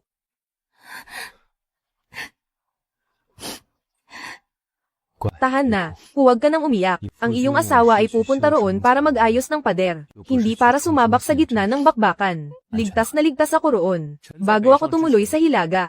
May isang bagay pa akong kailangang hingin sa inyong pahintulot, kamahalan. Basta't para ito sa pagkatalo ng mga tudyo. Walang dahilan para hindi ako pumayag. Gusto ko munang dumaan sa ministry ng paggawa. Nako, nagkakagulo na sa labas at nagmamadali na tayo. Anong gagawin mo sa ministry ng paggawa? Sabi nga sa sining ng pakikipagdigma, ang mahusay na tagapagtanggol ay nagtatago sa ilalim ng 9 na antas ng lupa.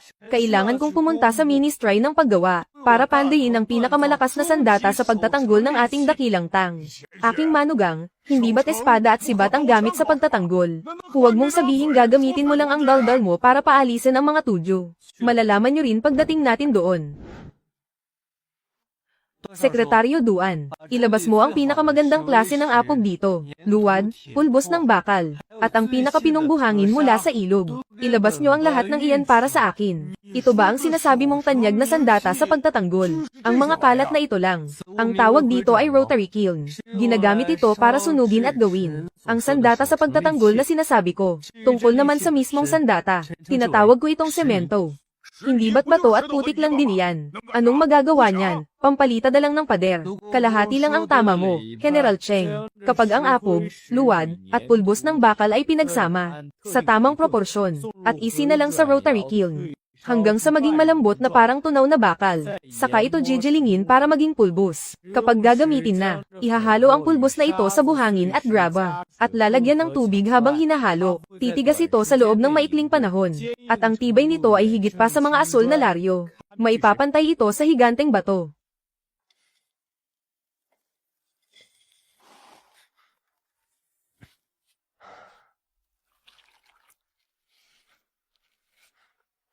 Maghintay lang po kayo ng sandali, kamahalin.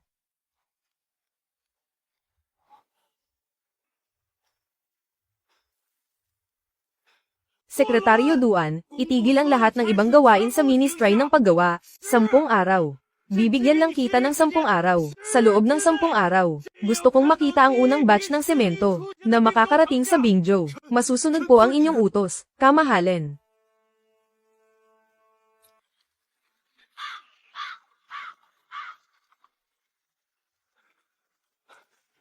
May namataang pangkat ng mga talunang sundalo sa unahan. Mga nasa 100 katao. Papunta sila sa direksyon natin. Mga talunang sundalo.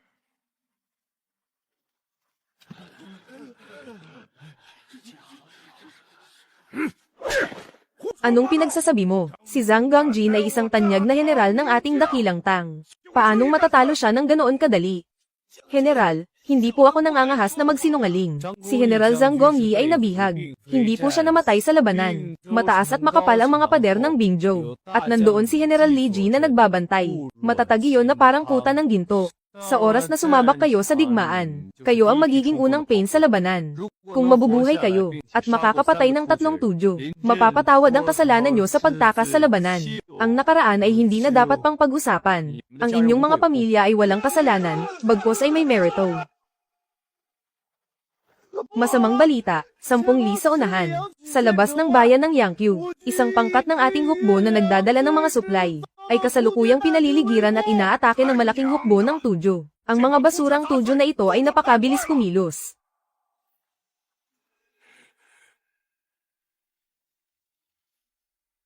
Interesante.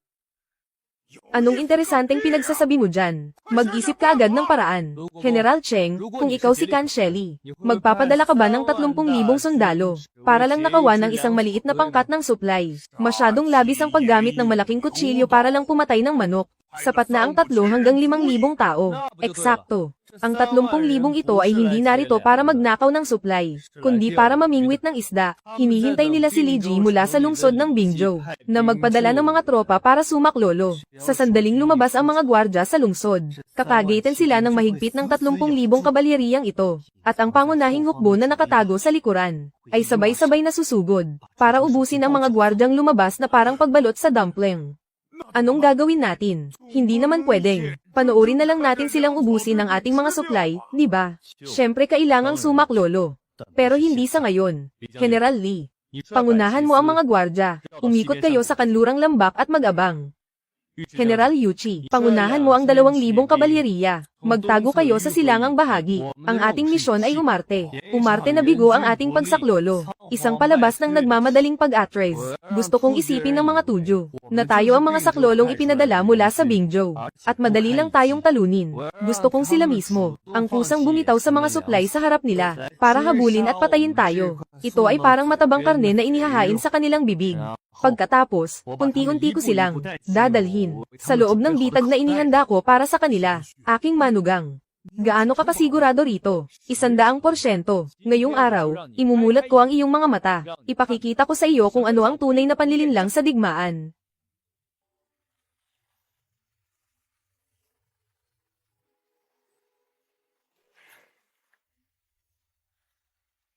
Sa wakas, narito na sila. Magpadala ng 5,000 tao para subukan sila.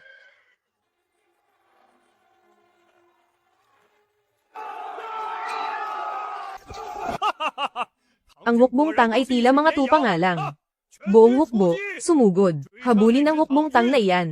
Huwag magtitira ng kahit isa. Paano ang mga supply? Isang grupo ng mga hanggal na walang utak. Ang mga supply ay narito lang. Hindi iyan makakatakas. Katayin muna natin ang mga matatabang tupang ito bago ang lahat. Bilis, takbo. Ang mga tudyo ay parang mga asong ulol. Kumagit na sila sa pain.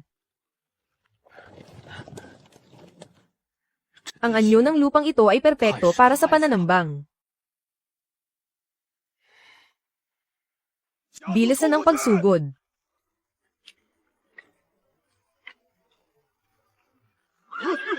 May pananambang.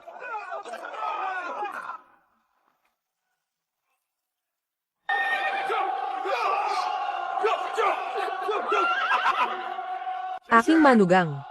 Oras na natin. Hukbo ni Su-heng, makinig ng mabuti.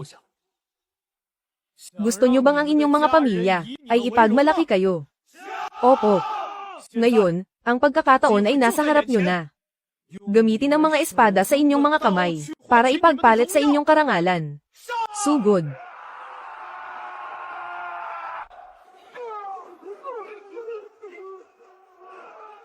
Mga kapatid, kahit ang mga tumatakas na sundalo ay ganito katapang. Ano pang hinihintay natin? Sugod.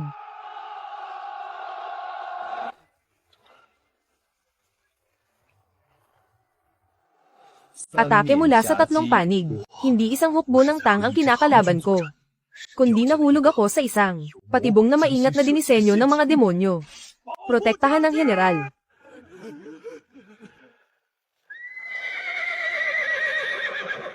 Mamatay ang sinumang hamarang sa akin.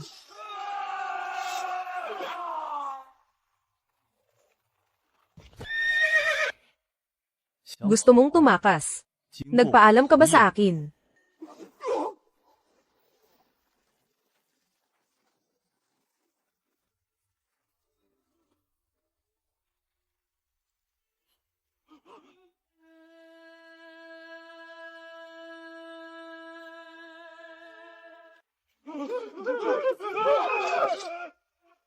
Matalinong manugang. Ang Lupei. Lintik, napakalupit mo talaga. Ginawang lumpia ng 5,000 tao ang 30,000. Napakatalino ng plano ng pangalawang general. Bilib po ako sa inyo, general. Sino ka ba talaga? HMPH. Si Su-heng ng Dakilang Tang. Hoy, prinsipe ng Tudyo, mayabang ka pa rin ba ngayon? Matalinong manugang, anong gagawin natin sa batang ito? Tagpasin na lang ang ulo niyan. Ipadala ang ulo niya sa kamahalan para ibalita ang tagumpay. Hindi. Ang patayin siya ay masyadong madali para sa kanya. Ang inyong prinsipe na si Ashi Nashir ay walang binatbat sa harap ko, ang consort ng Dakilang Tang. Simula sa araw na ito, hindi na siya prinsipe ng Tudyo. Siya na ang aking alipin sa kwadra. Mula ngayon, ang trabaho niya ay para sa akin. Para sa aking kabayong si Zhao Yushizi. Ang maglinis ng dumi nito. Ikaw. Ang lakas ng loob mo. Mamatay na lang ako kaysa mapahiya. Kung may tapang ka, patayin mo ako. Patayin ka. Masyadong madali yan para sa iyo.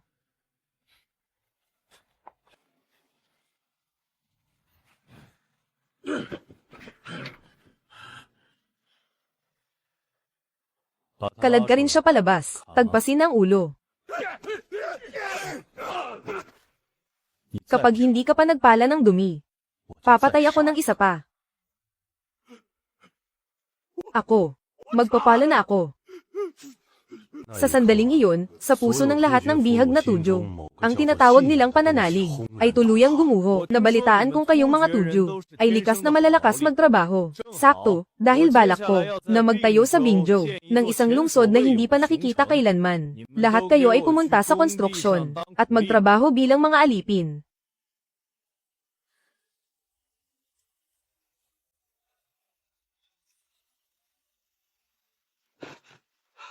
Ulat, dumating na ang mga kawal mula sa timog na palasyo.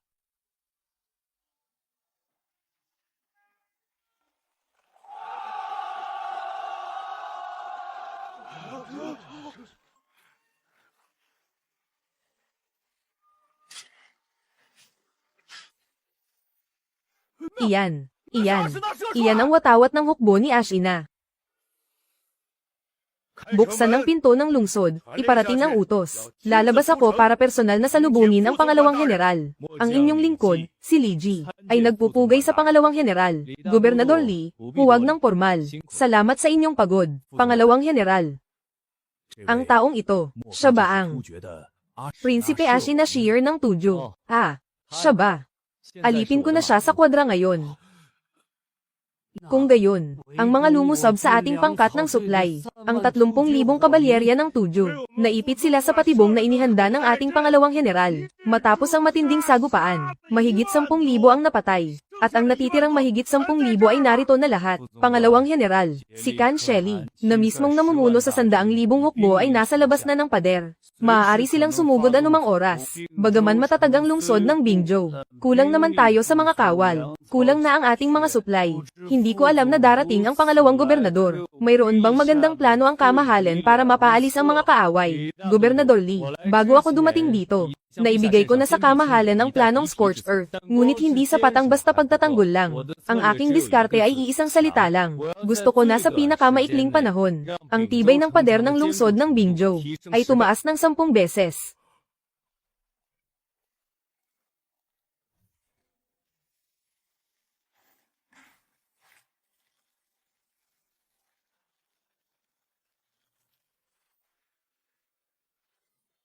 Aba. Ito ay isang banal na bagay. Ang pugon ay nahahati sa 3 bahagi, lugar para sa pagpapainit, lugar para sa pagpapalamig. Ang lihim na daanan ay dapat dumaan dito, para ang init ay muling magamit. Tunay ngang isang himala ang bagay na ito.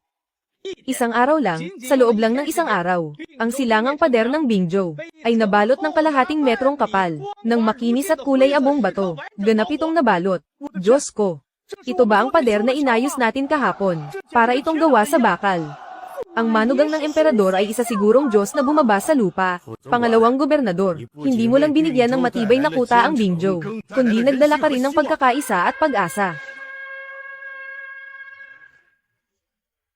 Tamang-tama ang dating nyo. Hahayaan ko kayong personal na suriin ang kalidad ng aking himala. Anong nangyayari? Hindi ba't ayon sa impormasyon, ang lungsod ng Bingzhou ay hindi naayos ng malaki sa loob ng ilang dekada? Dakilang Kan.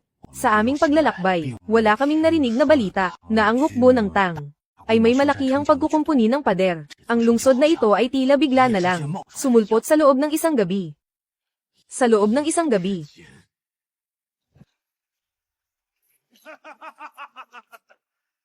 Shelly, ikaw na bata ka. Idilat mo ang iyong mga mata, at tingnan mo kung sino ito.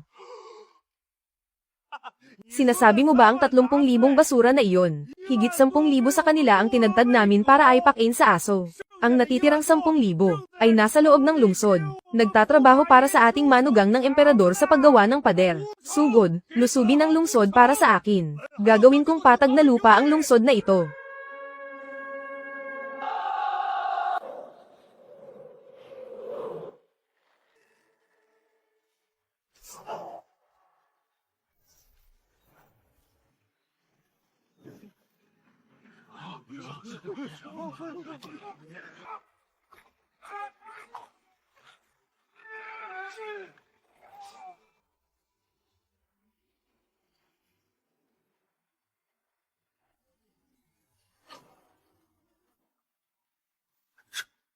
Imposible ito. Kan Shelly. Huwag mo nang sayangin ang iyong lakas. Ang pader na ito. Kahit isang taon mo pang bombahin, hindi ito masisira.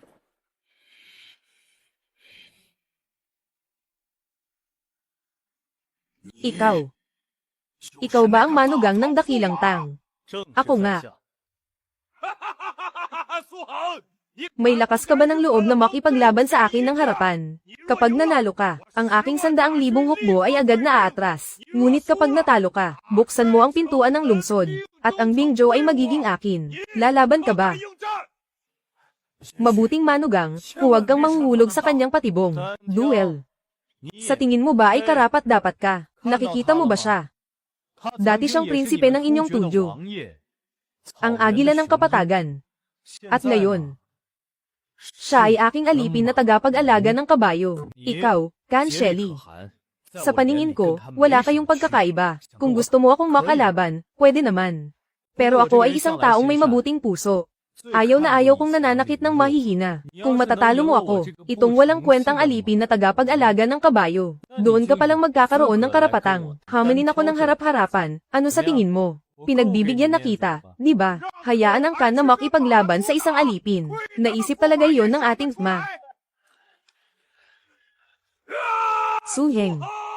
Ngayong araw, kahit magbuwis pa ako ng maraming buhay, papatagin ko ang lungsod na ito para sa akin. Ngayon, hahayaan nating makita ng mabuti ni Kan Shelly kung ano ang tinatawag na pader na tanso at bakal. Hayaan din siyang kalkulahin ng maigi kung ang buhay ng kanyang 100,000 hukbo ay sapat na rito sa aking Bingzhou para punan ng kanal sa ilalim ng pader. Dakilang mandirigma, ang unang makakaakyat sa pader ng lungsod, ay gagantimpalaan ng 100 baka at tupa, at 10 babae. Libo-libong tudyo ang nalagas. Pero kahit anino ng pader ay hindi man lang mahawakan. Ang mga tirador. 把所有投石车都给 Ituloy nyo iyan para sa akin. Durugin nyo ang bahaging iyan ng pader para sa akin.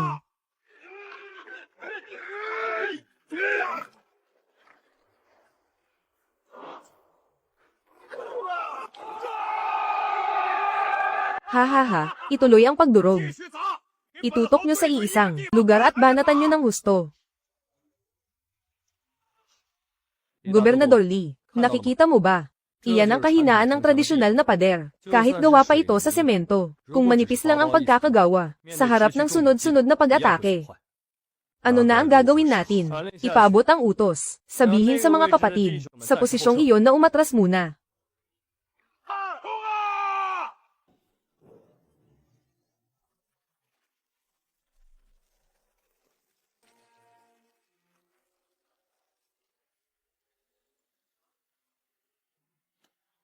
Demonyo. Mga demonyo sila. Mundong Atres. Patunugin ang ginto, umatras na.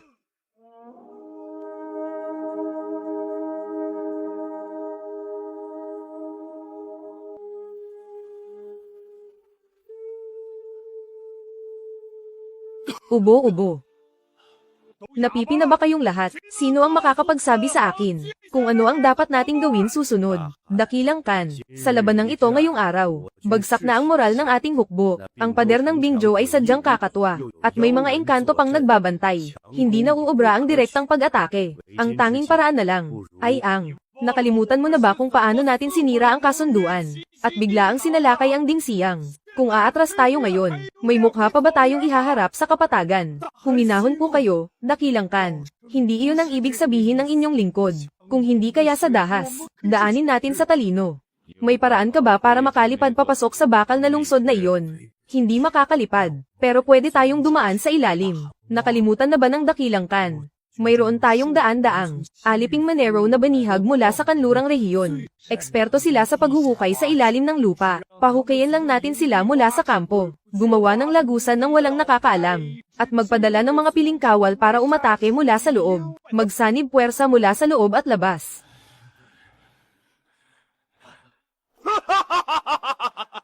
Maganda. Isang mahusay na taktika ng lagusan. Gawin natin iyan. Dalhin agad dito ang mga aliping iyon. Sabihin sa kanila, kapag natapos nila ang lagusan, ibabalik ko ang kanilang kalayaan. Pangalawang general, Kahit nanalo tayo ngayong araw, nariyan pa rin ang pangunahing puwersa ni Shelly. Lalaban pa rin ang mga iyan hanggang sa huli. Hindi tayo dapat maging kampante. Kung ako si Kan Shelly, ang susunod kong hakbang ay maghukay ng lagusan sa ilalim ng lupa. Lintik na yan. May posibilidad ng mangyari iyon. Lagusan sa ilalim ng lupa, may ganoon palang panganib. Ang mga lagusan ay tahimik sa ilalim ng lupa. Wala tayong paraan para mapansin ito. Maganda ang paraang ito. Pero sinong nagsabing hindi natin mapapansin? General Lee. Magpadala ka ng mga tao sa loob ng pader ng lungsod, bawat 10 hakbang. Magbaon ng isang banga ng tubig. Dapat ay pantay ang bibig ng banga sa lupa, at punuin ito ng malinis na tubig. Pagkatapos, magtalaga ng mga tao na magbabantay ng salit-salit. Kapag may anumang paghuhukay sa ilalim ng lupa, siguradong magkakaroon ng mga alon sa ibabaw ng tubig. Napakagaling. Simple lang ang paraang ito, pero tumatama sa mismong punto. Hindi sapat na matuklasan lang natin sila. Kailangan din nating bigyan sila ng isang malaking regalo. Anong malaking regalo? General Lee. Ibigay ang utos na ito. Ipunin ang lahat ng maruming tubig mula sa mga palikuran sa lungsod, at ibigay lahat sa akin. Aking manugang. Huwag mong sabihing balak mong. Hindi ba't mahilig silang maghukay ng butas? Kung ganoon, ang butas na gusto nila, ay pupunuin ko para sa kanila.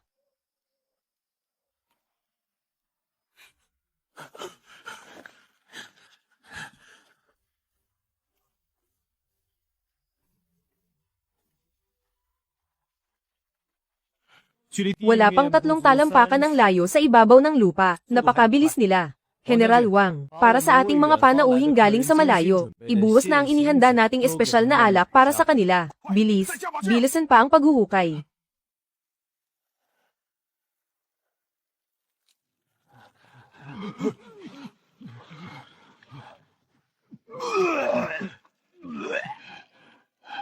Anong nangyayari?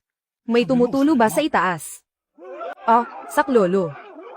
救命啊！这是什么东西啊？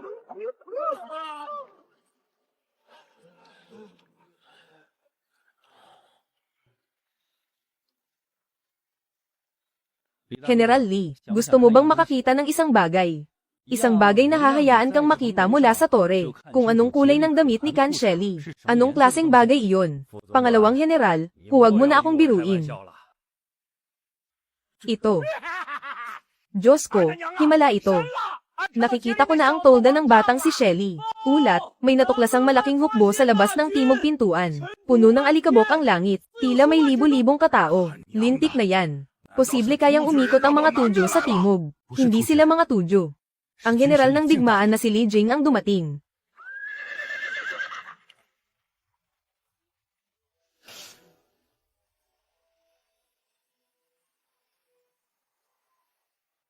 Ito, tapos na ba ang labanan? 完了。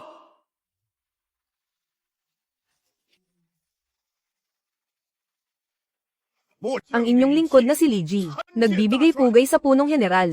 Nasaan na ang 100,000 hukbo ni Shelly? Punong general, huli na kayo ng isang hakbang.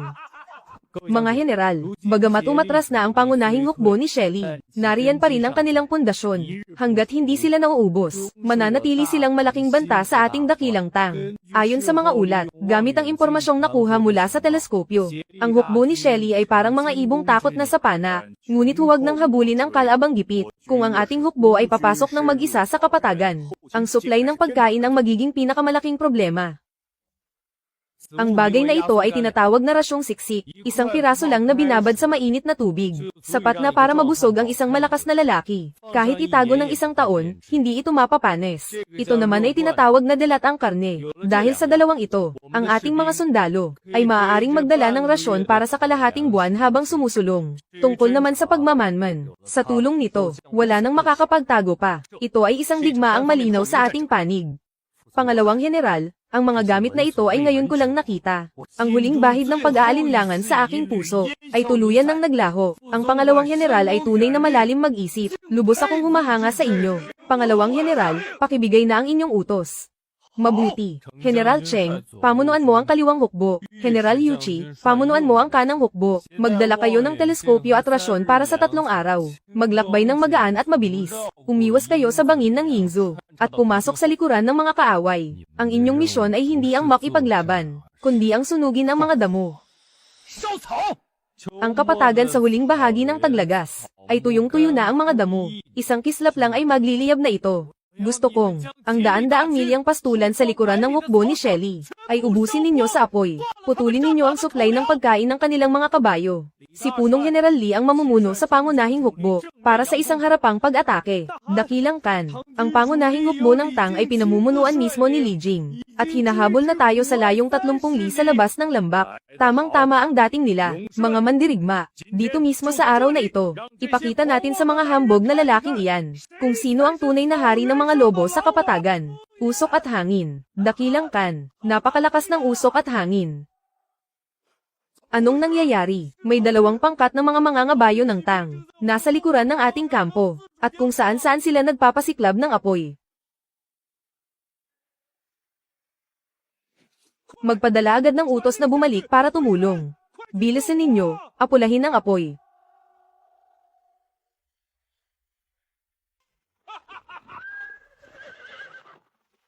Ang hangin ay nagpapalakas sa apoy, at ang apoy ay sumasakay sa bagsik ng hangin. Ang munting kislap ay mabilis na tumupok sa buong kapatagan, sa loob lamang ng kalahating araw, sa likuran ng bangin ng Yingzhou. Ang malawak na kapatagan sa paligid ng daan-daang milya, ay tuluyan ng naging dagat ng apoy. Ang naglalagablab na apoy, ay nagpula sa kalahati ng kalangitan.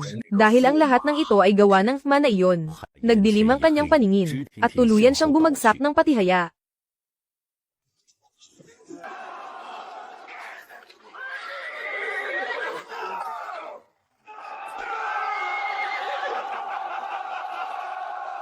Dakpin ng buhay si Shelly. Ang hukbo ng Tang ay parang baha na pumasok sa lambak. Wala nang duda ang magiging resulta ng labanan.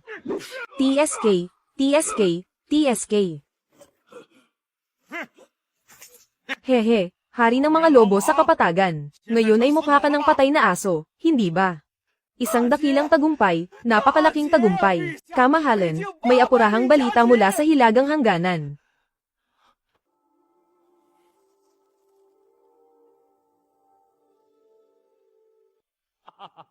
Pagpalain ng langit ang ating dakilang Tang. Ihayag ang aking utos. Itinatalaga si Li Jing bilang punong general ng hilagang ekspedisyon, upang pamunuan ang buong sitwasyon. Itinatalaga ang Thma Suheng bilang dakilang general ng hilagang ekspedisyon at punong tagapamahala ng hukbo, kasama ang tungkulin bilang punong kalihim ng militar.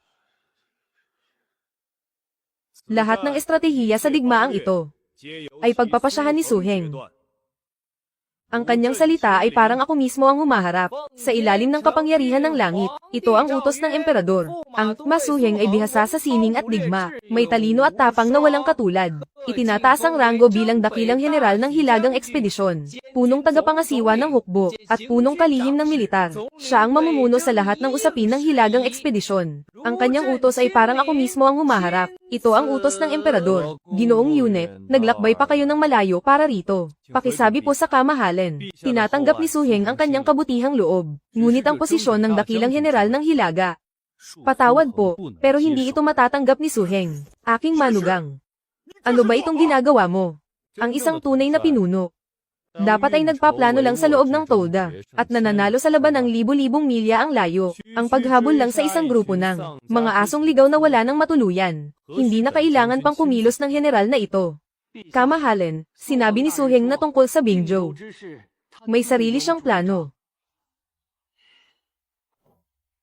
Napakahusay, ang kapangyarihan niya ay tila bantana sa hari. Napakahusay, wala na siyang respeto sa kanyang pinuno. Gusto kong makita kung gaano talaga kalakas ang loob ng Suheng na iyan. Ilabas ang aking utos. Pabalay ka agad si Suheng sa kabisera. Gusto ko siyang harapin sa harap ng lahat ng opisyal, at tatanungin ko siya ng maigi. Ding. Pananatili sa Bingzhou ng 15 araw. Misyon, tapos na. Marka, higit pa sa perpekto, paraan ng pagkuha ng asin sa balon. Ang dalawang bagay na ito, ilabas mo lang ang isa sa kanila, sapat na para mapatalon sa tuwa si Li Shimen. May utos ang kamahalan, pinapabalik kayo agad sa kabisera, upang magpaliwanag ng personal. Sige na nga, miss ko na rin naman ang bahay. Gobernador Li, ipinapaubaya ko na sa iyo ang Bingzhou. Masusunod po, General.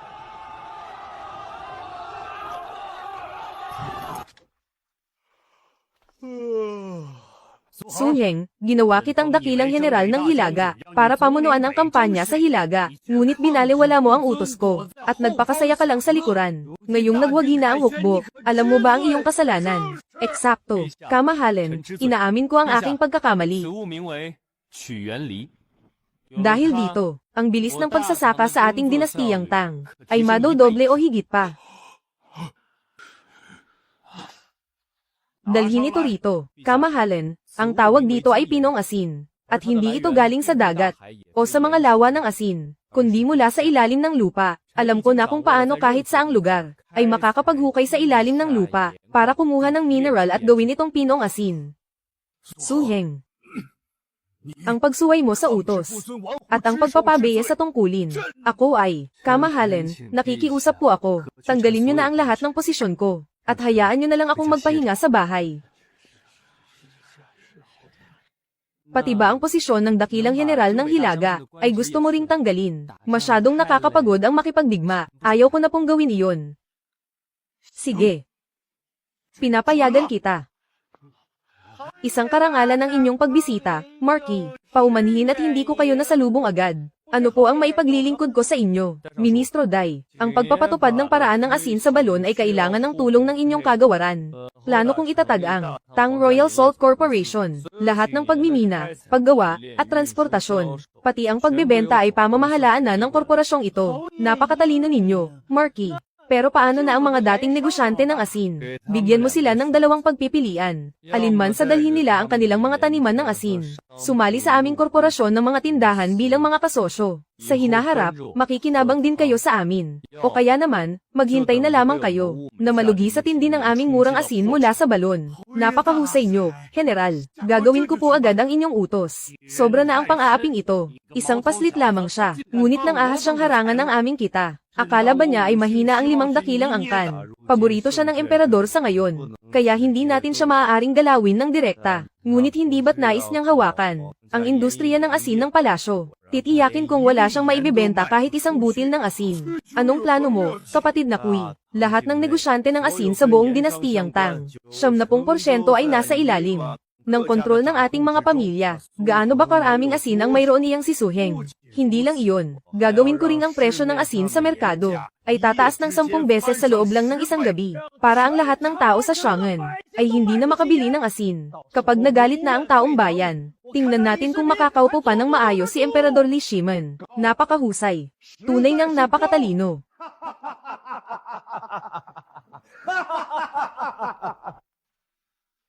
Anong nangyayari? 7 tindahan na ang napuntahan ko, ngunit lahat sila ay sarado.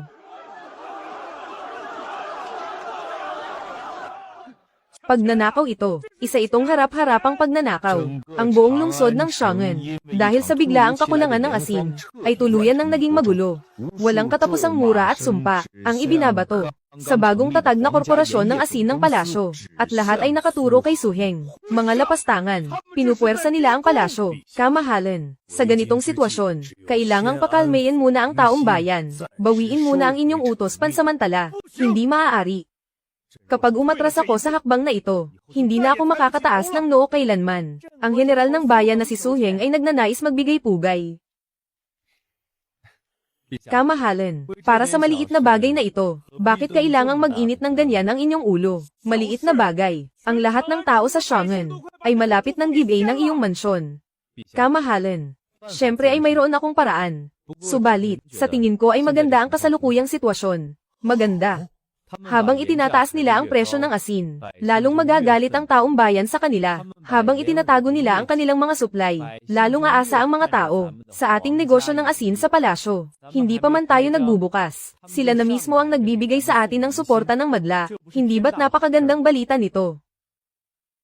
Ikaw talagang bata ka. Matagal mo na bang naisip ang soles yung ito? Una, huwag tayong gumawa ng kahit ano. Hayaan silang magkagulo. Pangalawa, Pagkalipas ng 3 araw, titiyakin kong bawat tahanan sa Siangan ay may asing makakain. Isang barya para sa isang takal ng napakaputing pinong asin. Pangatlo, kailangan ko pong humiram ng mga kawal. Isang barya para sa isang takal. Nababaliw ka na ba? Kamahalan. Noong mga nakaraang araw, ay tinulungan ko kayong kumita ng 110,000 guan.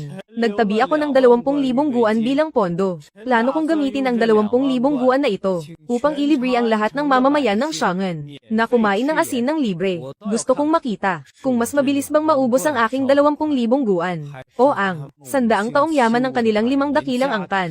Ang unang masased ko.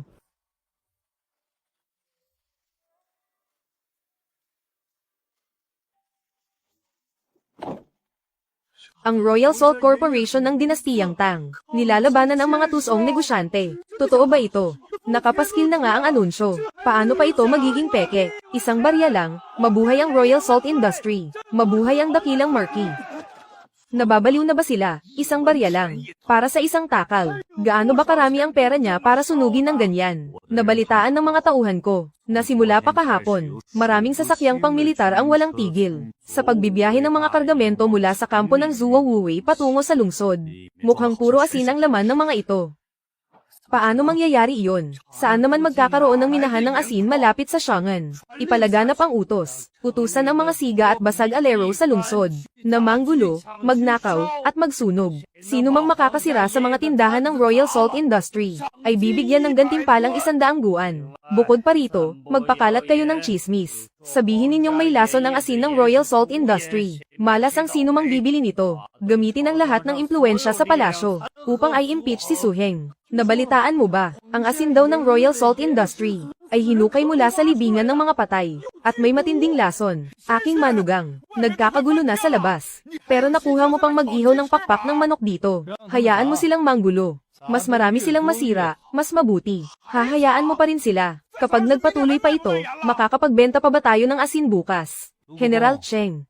Gusto mo bang gumawa ng isang malaking hakbang? Bukas, sa araw ng ating pagbebenta, isama mo ang 3,000 hukbong Xuanjia, at sumama ka sa akin para salakayin ang kanilang mga pamamahay. Kaninong pamamahay ang sasalakayin natin? Kung sino ang sumire sa mga tindahan natin, doon tayo susugod. Aking manugang. Seryoso ka ba talaga? Mukha ba akong nagbibiro?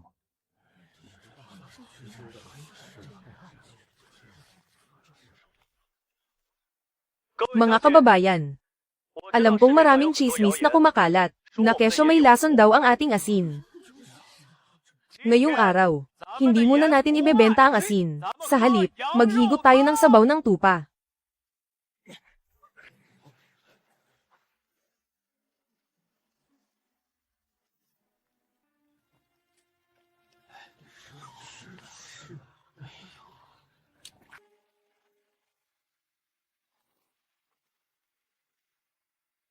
Kung may lason man ito, ako, si Su Heng, ang unang sasama sa inyo sa kabilang buhay. Ngunit kung wala itong lason, at may manggahas pang magpakalat ng kasinungalingan, walang awang papatayin.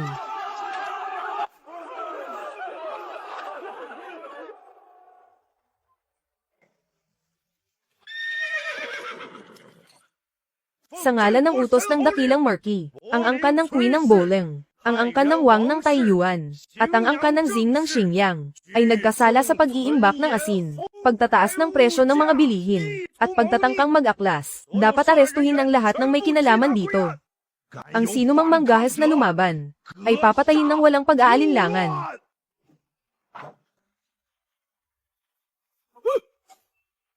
Kayong nangangahas kayo. Ako ang pinuno ng angkan ng Queen ng Boleng. Matandang Kui. Sa utos ni Lord Feng Hao, ikaw ay arestado. Kung matalino ka, sumama ka sa amin ng mahinahon, para hindi ka na masaktan pa.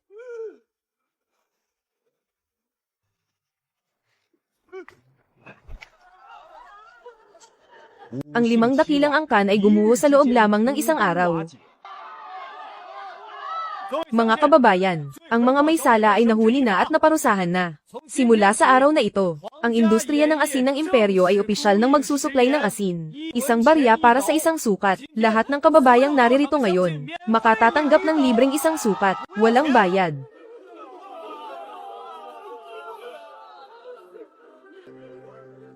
Ang puso ng bayan.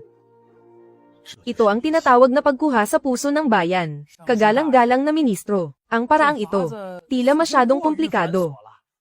Bawat karakter ay kailangang ukitin ng paisa-isa. Aabutin ito ng siyam-siyam bago matapos. At saka, hindi pantay-pantay ang laki at taas. Ang kalalabasan ng imprenta ay magiging bako-bako. Mas mainam pa rin ang tradisyonal na pag-ukit sa kahoy. Ang gawa ay siyang sukatan ng katotohanan. Magkaroon tayo ng paligsahan dito mismo. Maghanap ka ng isang tao. Gamitin ang tradisyonal na pag-ukit para sa tulang pagmamasid sa dagat. At gagamitin ko naman ang aking movable type para sa parehong tula. Tingnan natin kung sino ang mas mabilis at mas maganda ang gawa. Sige, lalabanan kita sa paligsahang ito. Nagpabuhat si Suheng ng isang bagay. Isang kahon na puno ng mga tinggang letra. Nakaayos ayon sa kategorya ng mga guhit ng karakter. Maingat na kinuha ni Chen Shen ang tray ng mga letra. Nagsimulang pumili ng mga salita. Noong una ay mabagal. Ngunit unti-unti niyang nakuha ang sistema. Pabilis ng pabilis ang kanyang galaw. Pagkatapos ng isang sandali, ang batang mangungukit ay katatapos pa lang sa unang linya. Sa silangan malapit sa batong Jiashi. Upang pagmasdan ang malawak na dagat. Samantalang si Chen Shen, ang 56 na karakter ng pagmamasid sa dagat, ay maayos lang nakahanay sa tray. Pinahiran niya ito ng tinta. Inilapat ang papel na zuan. At diniinan gamit ang isang tabla. Ang mga letra ay malinaw na lumitaw. Isang tula na may pantay na kulay ng tinta. Ang bumulaga sa harap ng lahat, natahimik ang buong paligid. Kagalang-galang na ministro. Hindi, guro. Patawad sa aking pagiging mangmang at kawalan ng galang. Pakiusap, tanggapin niyo ako bilang inyong disipulo. Matandang Chen, tumayo ka na. Naintindihan niyo na ba ang lahat? Gusto kong gamitin niyo ang pinakamabilis na paraan upang ang mga turo ni Confucius at Mencius at lahat ng mga banal na kasulatan ay mailimbag gamit ang movable type na ito. Gusto kong lahat ng mga nag-aaral sa buong mundo ay may kakayahang bumili ng mga libro. Handa kaming maglingkod ng tapat sa inyo, ministro. Ministro Dai, hindi ba't sinabi mong walang pera ang kaban ng bayan? Ituturo ko sa iyo ang daan patungo sa kayamanan. Ang Royal Lottery ng Dinastiyang Tang. Lottery. Ano ang bagay na iyon? Mag-imprenta ng isang batch ng mga tiket. Ang bawat isa ay nagkakahalaga ng 100 barya. Tuwing 10 araw ay magkakaroon ng pampublikong bola. Ang mananalo ng grand prize ay makakakuha ng 1,000 guan. Subukan mong kwentahin. Kung mag-iimprenta ng 100,000 tiket, magkano ang kikitain kung lahat ay mabebenta? 10,000 guan. Bawasan ng 3,000 guan para sa premyo. May netong kita na 7,000 guan. 7,000 guan sa loob lamang ng 10 araw. 20,000 guan bawat buwan. Paano naman sa loob ng 1 taon? Napakahusay nyo, Marky. Ang inyong abang lingkod ay lubos na humahanga sa inyo. 100 barya lamang yan. Bawasan lang ang pag-inom ng alak at magkakaroon ka na niyan. Paano kung manalo? 1,000 guan yan. Kagabi nga ay napanaginipan ko na binibigyan ako ng Diyos ng kayamanan ng mga gintong barya. Kabuang benta. 10,000 guan. Walang kulang kahit 1 barya. Ang kagalang-galang na ma. Sa loob ng 1 araw, 10,000 guan. Ang batang ito ba ay isang halimaw?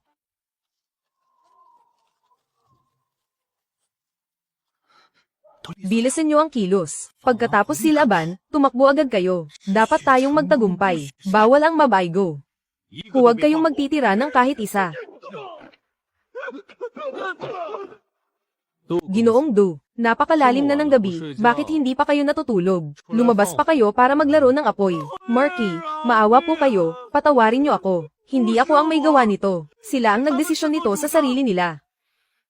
Ikaw, magsalita ka. Si Ginoong Du po ang nag-utos sa amin na silaban ito.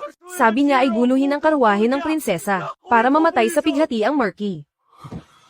Ang pananadian ng pagsunog at paggambala sa prinsesa, ayon sa batas ng Dinastiyang Tang. Ang utak ng krimen ay dapat hatulan ng kamatayan sa pamamagitan ng paghiwa-hiwalay ng katawan. At uubusin ang 3 henerasyon ng iyong angkan. Kahit pa ang tiyuhin mo ay si Durawi. Hindi lang ako basta mangangahas na galawin ka. Papakilusin ko pa ang tiyuhin mo para siya mismo ang dumesisyon sa iyo. Marky, nagkulang ang matandang ito sa pagdidisiplina. Hinihiling ko sa Marky na kayo na ang baalang magparusa. Punong Ministro Du, isasama ko na ang taong ito. Kung paano siya parurusahan. Hihintayin natin ang pasya ng kanyang kamahalin. Bumalik ka na.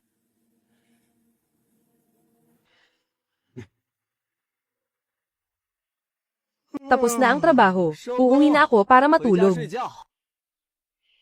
Aking kabiyak, naging mahirap ang mga nakaraang araw para sa iyo. Sa wakas ay makakapagpahinga ka na ng mabuti. Tama ka. Sa wakas, makakapag-relax na rin. Anong labanan sa asin? Paglilimbag man o loterya? Hayaan mo na sina Daijin ang mamroblema sa mga iyan.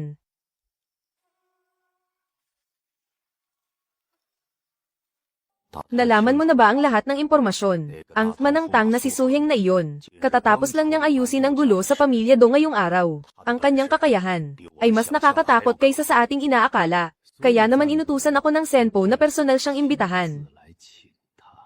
Kailangang magsilbi ni Suheng para sa ating tubo. Kung hindi,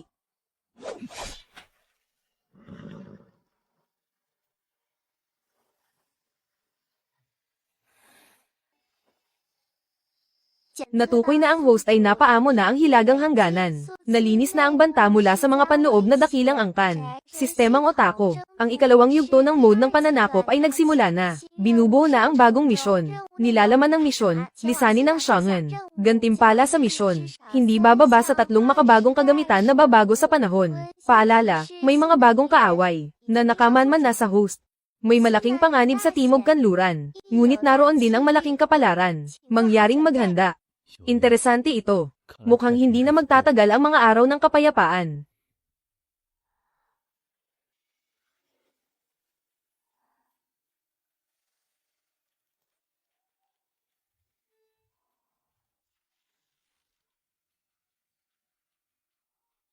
Ano? Madali ang balita mula sa hangganan, napakabilis na mensahe.